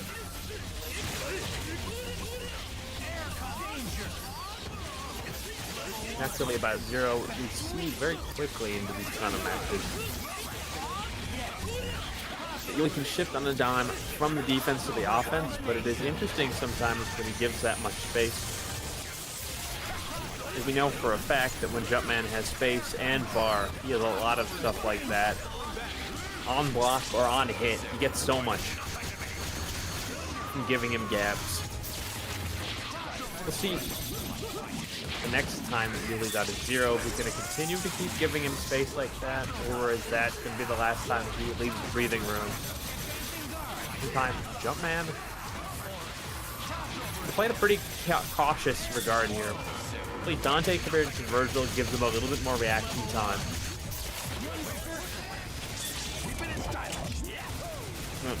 Navigating back to Chris was a pretty ideal way to get back into his meter build. Chris, the buffer character, to set up a lot of the later shenanigans between Ami and Wesker, but this now, the question is, Yuli going to take care of that character before he gets any opportunities here?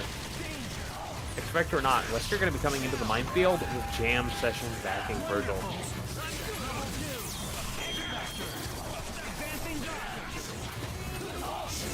It was a good idea on paper, but Yuli played at a cautious tempo and able to just take apart a lot of the advantage granted by that X-Factor snap. Jam Session, wow. Haidam barely doesn't build the bar, but he's back in the block stun. And just not much to do. Player 2 wins. You dared challenge the son of Go for broke. Fight!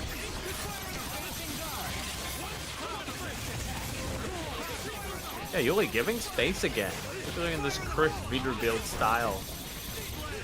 It's interesting.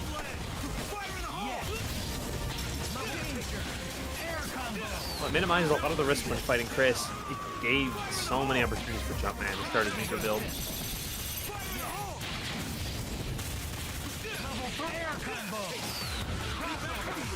Take a flame grenade. Do Wesker for that late off the ground pickup that he needed.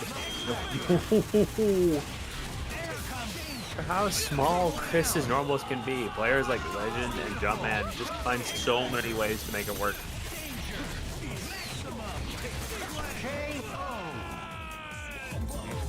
Player 1 wins.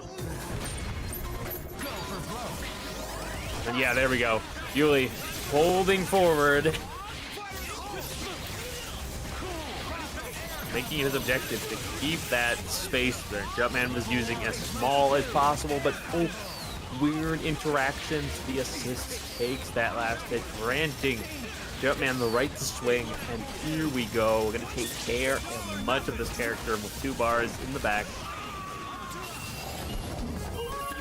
Bring in the slow, bring in the setup. And after all that, bring in the Crystal. Dante is still airborne. Ooh.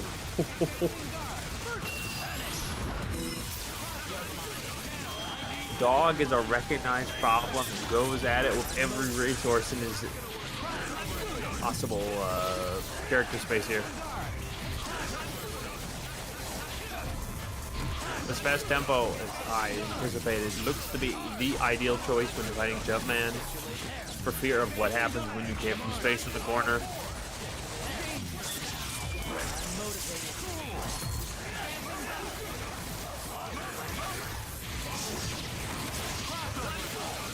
Well, it doesn't make kills pretty optimal.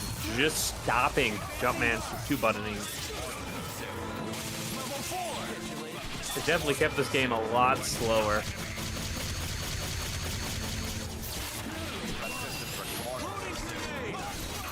Takes that space, reads the assist call, and this could be it. Ooh, weird hits. Being Virgil alive in that direction. Swords up.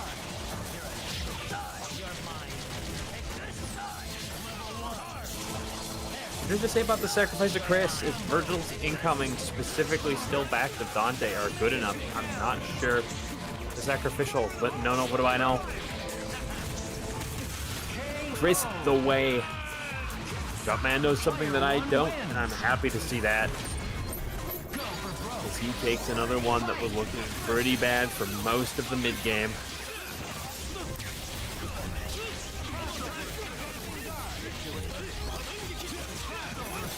Ooh. That's what happens usually. Sometimes Buster charges can be unfortunate in Parsec environment. I think he expected one that wasn't there. Gonna lose 0 for his trouble. Jumpman playing a dangerous yet effective game here. Oh. Okay, if all else fails, just get for one more chip right there.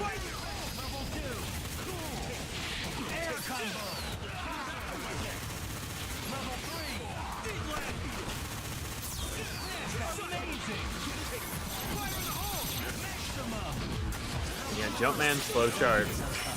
Complex, but insanely effective. Really has to be, once again, as careful as we saw before, leave no space for hitting 2 buttons here.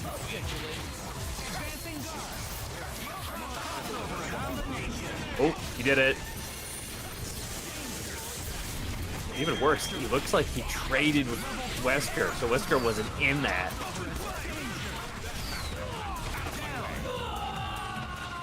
Oh man, going into the last bit, he still has 2 characters. Of which side? Which side? I don't know. It's gonna be Jumpman.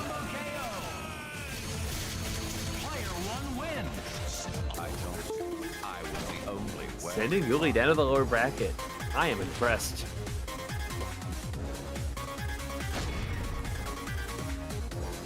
Now things are gonna be pretty well determined. Maru and Zucchini fighting it out in the semifinals to be the one to play Yuli in the lower final. All for the final honor of fighting Jumpman and Grams. I am happy to see another opportunity for Chris to be in grand finals. And nothing but earned opportunities always from Jumpman.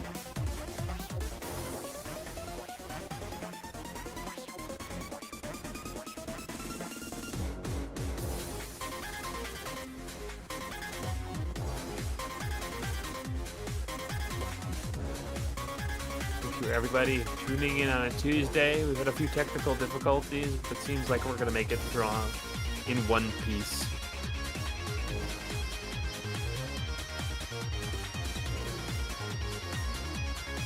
Well, Zetsu Discord audio is becoming bad.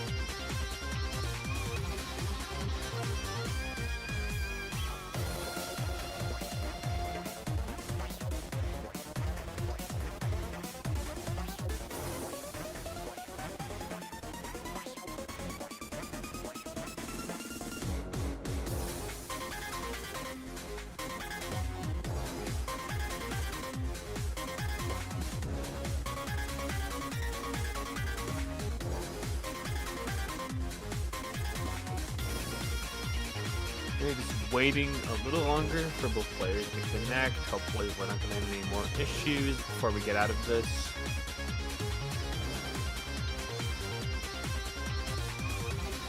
I do not spend enough time on YouTube streaming. How exactly does the top fans thing work?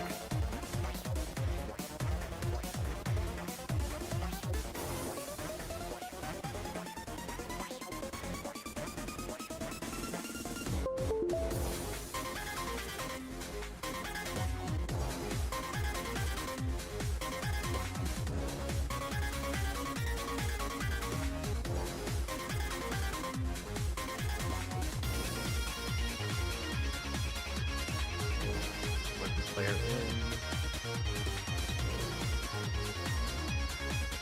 For the reminder is we are on YouTube at the moment. Please remember to click the bell so you don't miss any of the great Tuesday Marvel action.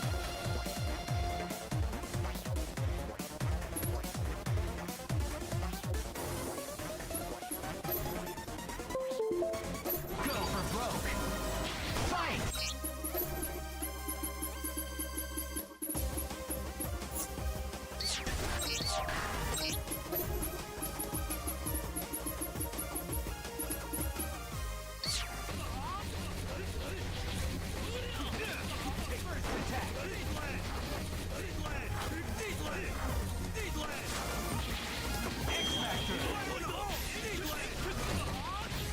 There we go. Both players are connected.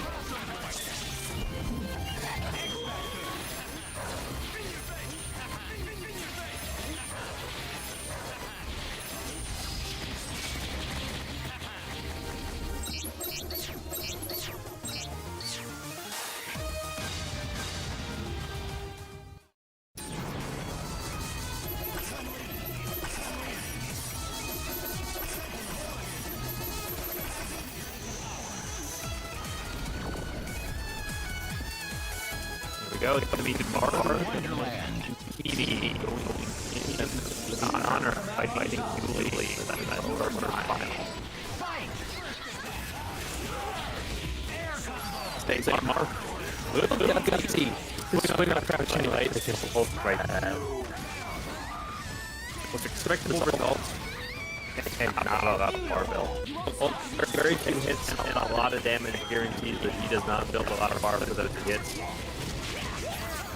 Which is generally the other better of Phoenix players, is some characters kill in a lot of hits. But this is going to guarantee the most of a Dark Phoenix at the cost of an expected time. Still,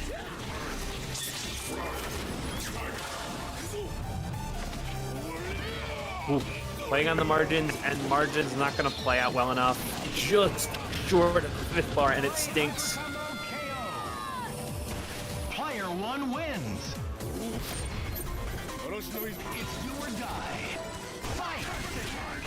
TJ leaving not much up the chance here. Going to stick to a very fast gameplay style, but Maru catching his movement on the low there. Aerial combo. Goes for the mid-screen Morgan against Hulk. That is a very respectable but terrifying risk to take.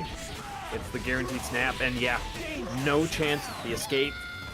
He does so little hits.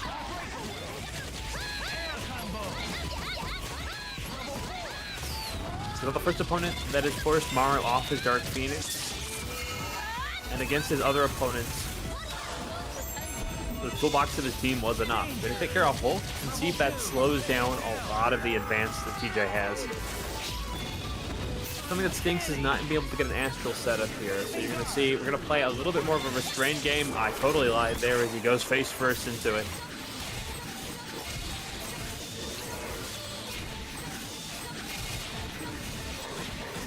But definitely, it is a an argued timely memorial choice that when you are backed into a corner and playing the Morgan point with Dark Phoenix gone, whether full aggression or full passivity is the best choice. Either way, this character going down for Maru, leaving us with Chun-Li. Honestly, a better character than a lot of people give credit in X Factor for incredible speed bonus. In particular, with Hagar down, Sentinel just not good for the life totals. the TJ slow this down and get Chun-Li back to her low damage, non-X-Factor self before he gets hit. Even if it means wasting most of this X-Factor time, you are more likely to kill than she is once you're both normal. So just playing this hunt and peck style kind of game is going to work out very well. But gets caught. Going to be a very specific combo for Maru to guarantee a kill here. Said, yeah, just short of the thing. Backs up. Guaranteed chip, not as reliable. You see, Maru just going to take his time and not take too many risks. Because it doesn't take much, but back and forth. Players looking for the snipe here. 17 seconds on the clock. I want to say it's over for TJ, but a bad connection. And he lets down his guard, allowing Mars to just rip the DP because he finally moves in the proximity range. Again, takes the risk, goes for the light with the assist, but we saw that get blown up once, but Maru was still determined to throw it out there. Now, this feels like the sink or swim. Being able to keep this consistent, because a risky drop could still guarantee a snap into Phoenix if he doesn't at least get it to that middle health bar. There we go. If he makes it all the way through, I think he's killing on like 150. In the meantime, he is guaranteed Dark Phoenix.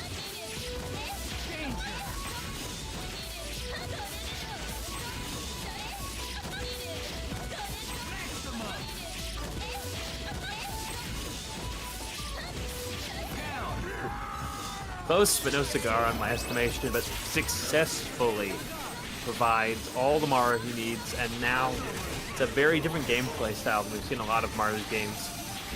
He's got the life lead, he's got the tools and resources lead.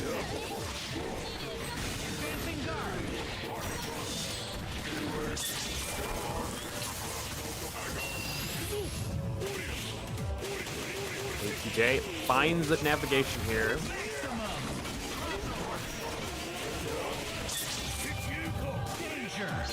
There's still a question for whether or not he's going to snap after killing Morgan.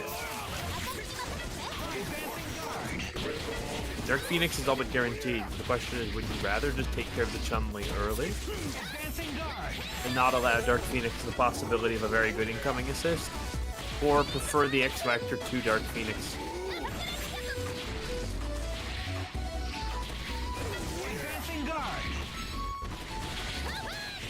Just patience. Did lock down and slow, but it actually gave Maru an opportunity to just choose the strike.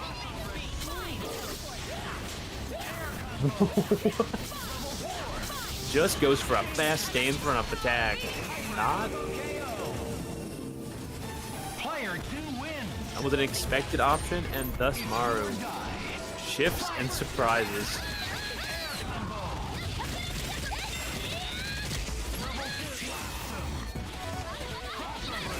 Rode the momentum a little there, able to defend and put out bar build here.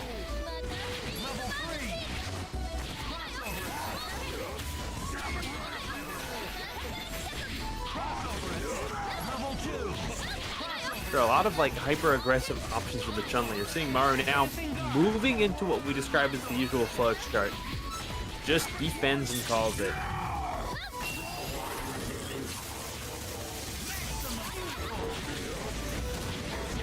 TJ, I think you're seeing a lot of his option style play. Did leave him a little slower, wasn't just running pure aggression into a lot of that Chun-Li. That means, though Dark Phoenix is on the table, he has a lot of resources until a great connection from Maru.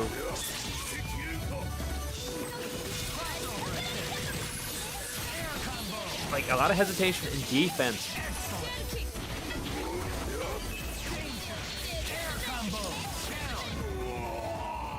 Feels exceptionally good about what you can do once you get the lead with a Dark Phoenix team, Morgan like that. Most players of this team become very different in what they bring to the table and how they react to stuff. you can see, Maru is attained a lot. It almost feels like a Zen state. A lot of the things TJ is going for isn't working because they are not playing too hard into the aggression, and they are just watching.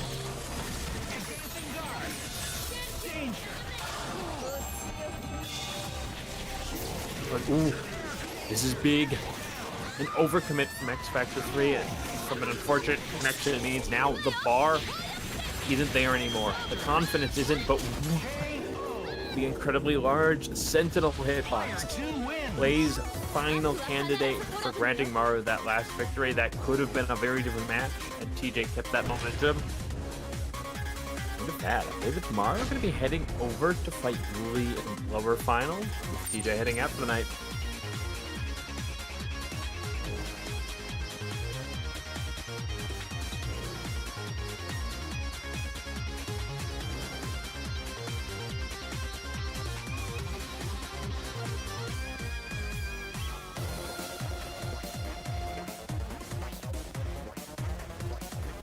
Now we will transition as soon as both players arrive into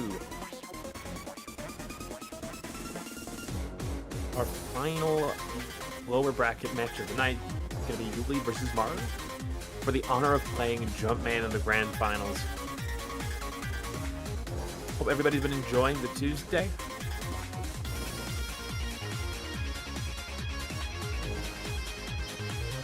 As we can see, any day is a good day for Marvel.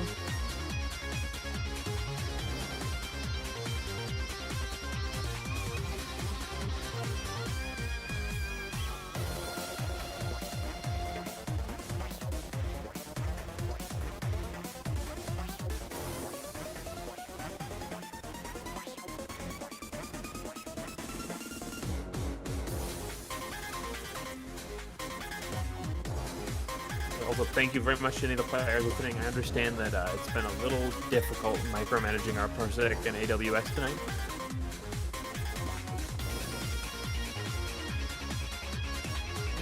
So thank you for sticking with us.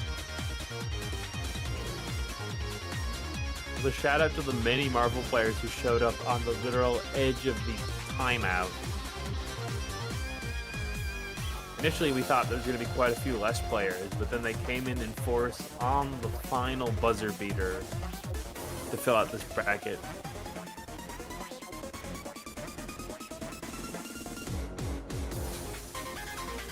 If you haven't already, make sure to click the bell. All things go well, Zetsu would like to offer you the opportunity to watch Monday. Nope, not Monday, Tuesday. Marvel at its best.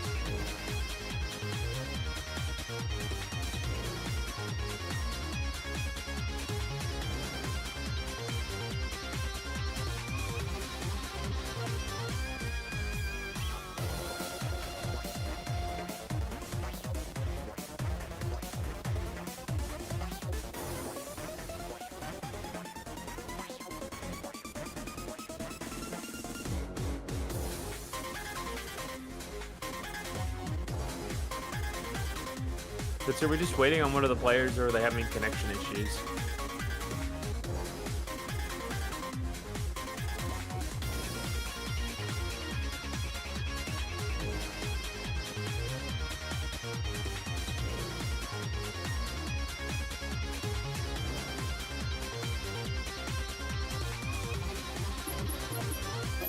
It's do or die. Fight! Go. Players are finally loading in, and that means we'll be short and simple into this lower finals match. Welcome to the world of Marvel vs. Capcom 3. The great heroes are all here. Lay claim to your glorious victory. Bone Wonderland. Fight it out. Go for broke. Fight! The first attack. Team aerial counter. Big risk on the first set. I guess early on you have to set the conditioning for whether or not you're going to try for those TACs. Yuli looking confident off the break into this confirmed kills. He's also in a pretty optimal position for his opponent's meter. It's pretty safe, guaranteeing kill on a point, and then still snapping. Okay, going to build up as much as you can resource-wise. Okay, we're getting snap here. Oh. Weird how this guy move. Really likes this guy move before he snaps a lot of the time.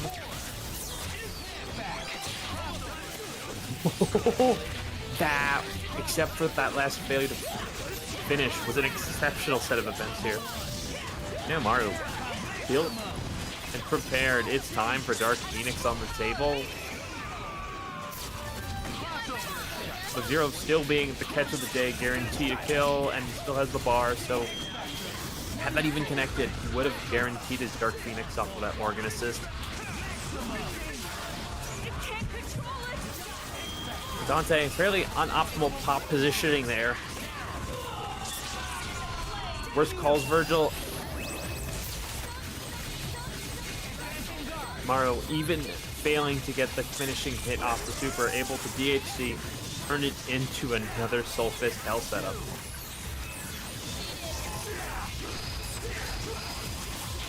But with this connection, it's all on the table now. Really not going to have a favorable Acid Rain mix. But had they been able to kill with anything else, would have been able to force a very mortal situation on Dark Phoenix.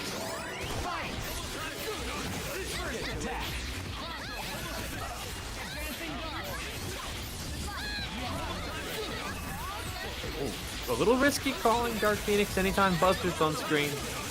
Mario going to run into a headwind lead here.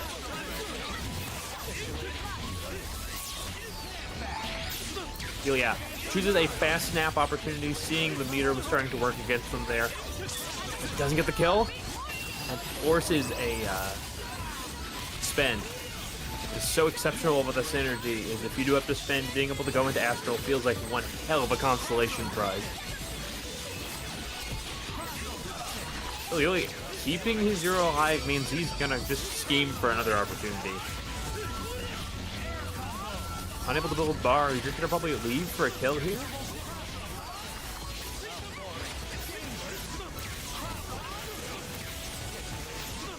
Could have possibly schemed for a late snap, but he's got the meter advantage he needs. And she in the mid slot, definitely a lot weaker.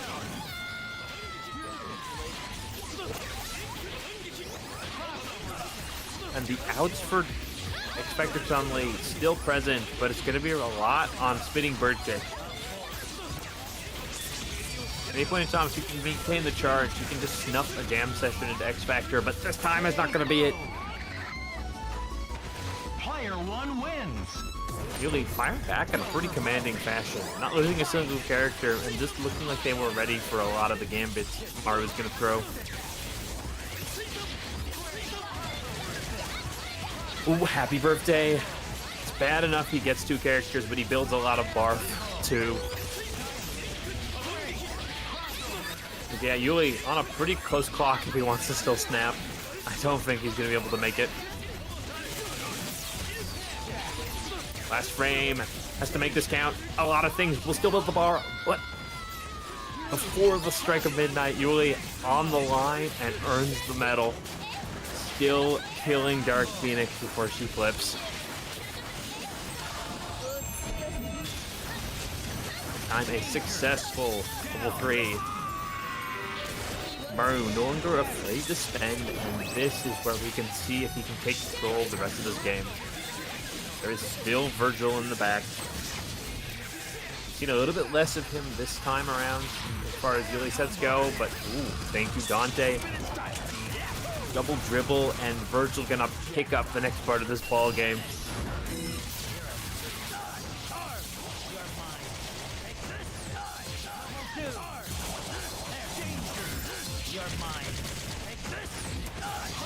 Really for the mid screen, going to guarantee both the skill and the favorable corner pressure. Okay, with the triple jump, Chun-Li a little bit better getting out of that than some characters, but still, Yuli, sword point diplomacy at its best. Stinger and X Factor fully around, doesn't even need it.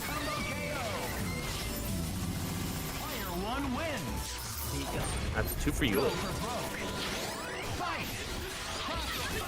God, Mario's momentum starts so strong each set. He always levels persistence.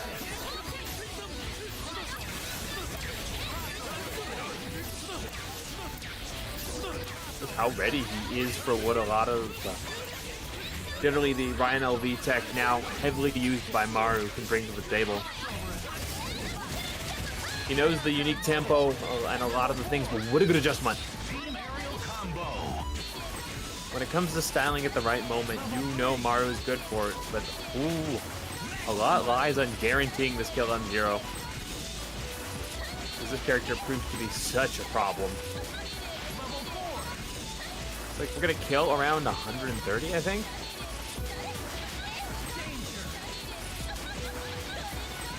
Now we hold for the last bit of the sequences here. Just wants this character to evaporate. He needs to guarantee it.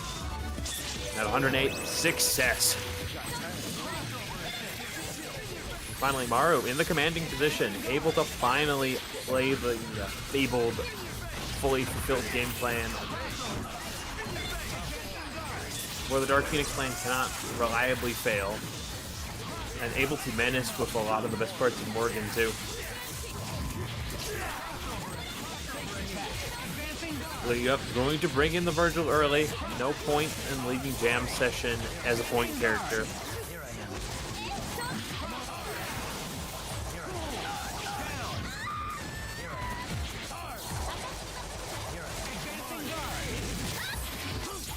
He just wants to kill with as little bars possible on the Chun-Li. 5 is a very good place for a Virgil to fight Dark Phoenix. Snap, probably a better choice than even going for the kill.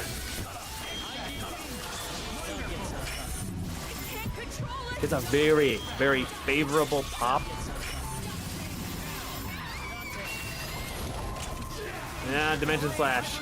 There was a chance he got hit. There was a chance he hit Maru. He only had the life to lose if he lost. But guaranteeing a finish and head up to Grand Finals, really worth the risk.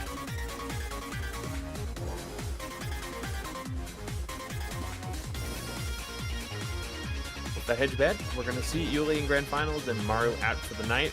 Thank you much for both players.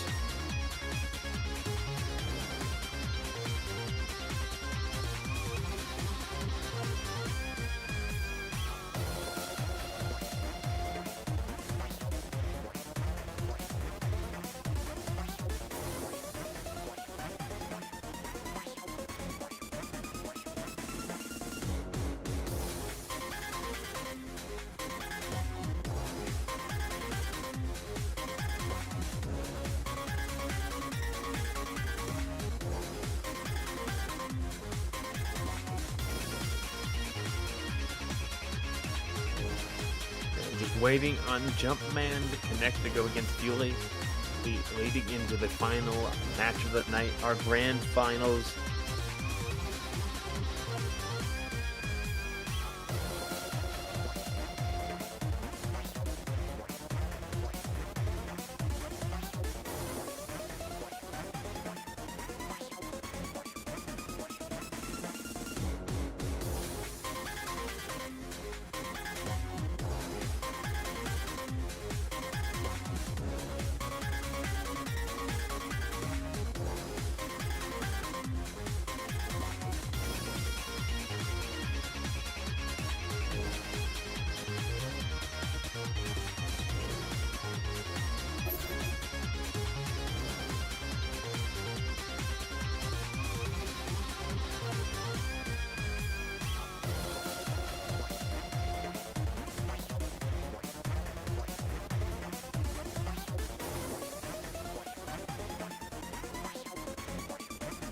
Everybody for watching with us tonight.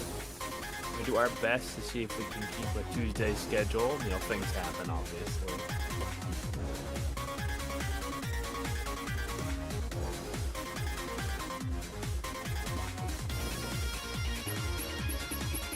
Go for broke. Fight! Okay, it looks like both players are going to be in. Check their buttons and we'll be off to the races.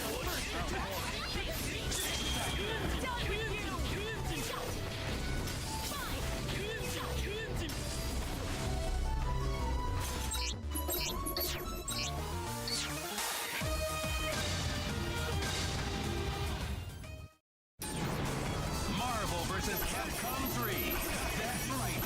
Third chapter. The superheroes are all here. Who will rise to the top? Bone Wonderland. Fight it out. We are into the grand finals. So previously, Yuli gave a lot of space for Jumpman, perhaps a little bit too much respect. And now, with Point Virgil, seeing a different dimension. Snaps the Wesker and choosing to just go back for a possible reset there. Exceptionally relentless as he just runs the Dimension Slash and the X Factor. Okay. That a different dimension indeed. It just wants nothing but blood.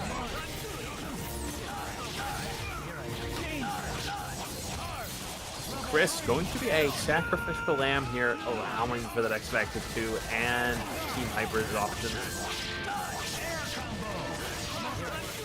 Really can't guarantee a kill off of this, but optimize resets and just keeps the pressure alive.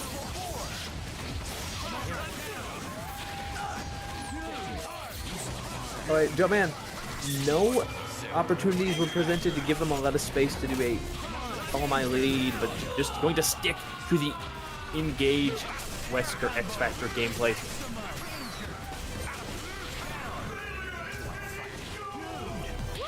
Yuli dropping what we might consider his signature 0 for this team. Really stick with it? Or was this just a one-time experiment? A new world order is at hand. Jumpman still reliably taking the first one. Okay, no.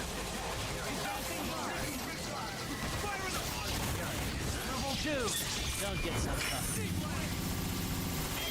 Distinct possibility that Yuli is going to run clockwork with Dante all the way to the end of the night.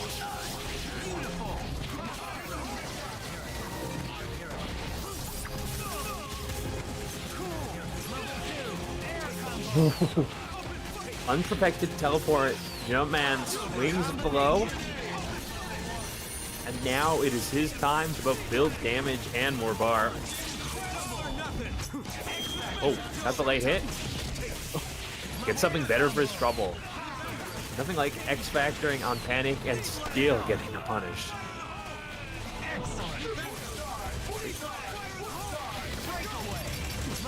Wow. Really taking a very big risk and running into Flame Grenade like that. One of the exceptional tools offered to Chris to just mitigate throw resets like that.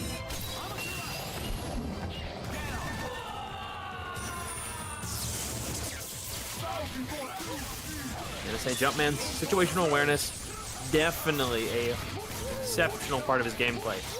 Just set up a chip on Virgil and going to rely on paper. Don't think there's a possibility of a way to confirm that, but oh my god, Jumpman.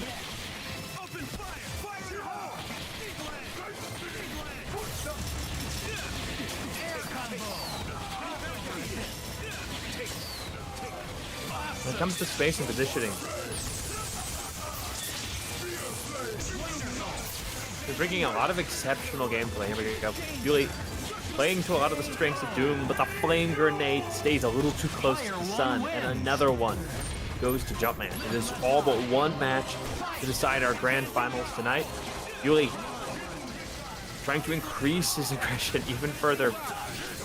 Tries to sneak a snap in, going to go for a full distance confirmed TAC.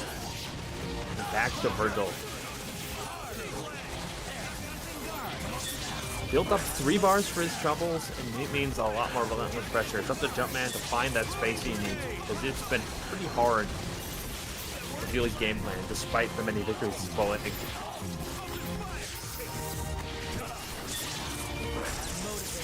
Ooh, caught.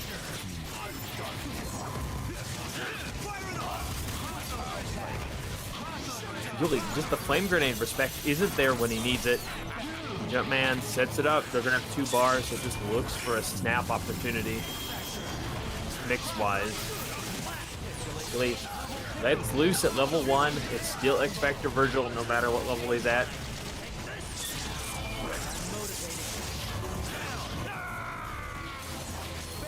situationally, Jumpman still has extreme hyper opportunities with Chris, but when you leave Tommy in the middle like this, the question of whether we're going to try and keep Ami alive with an air DHC, but doesn't even get the opportunity.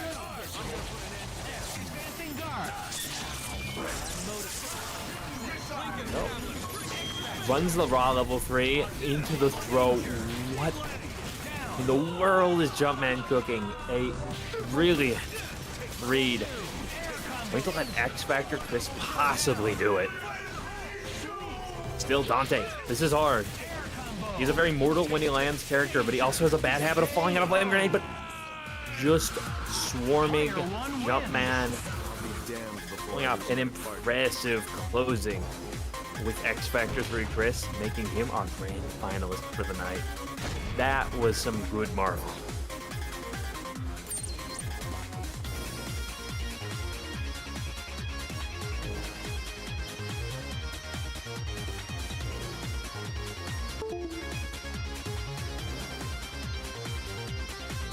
Zetsu, do we have any announcements?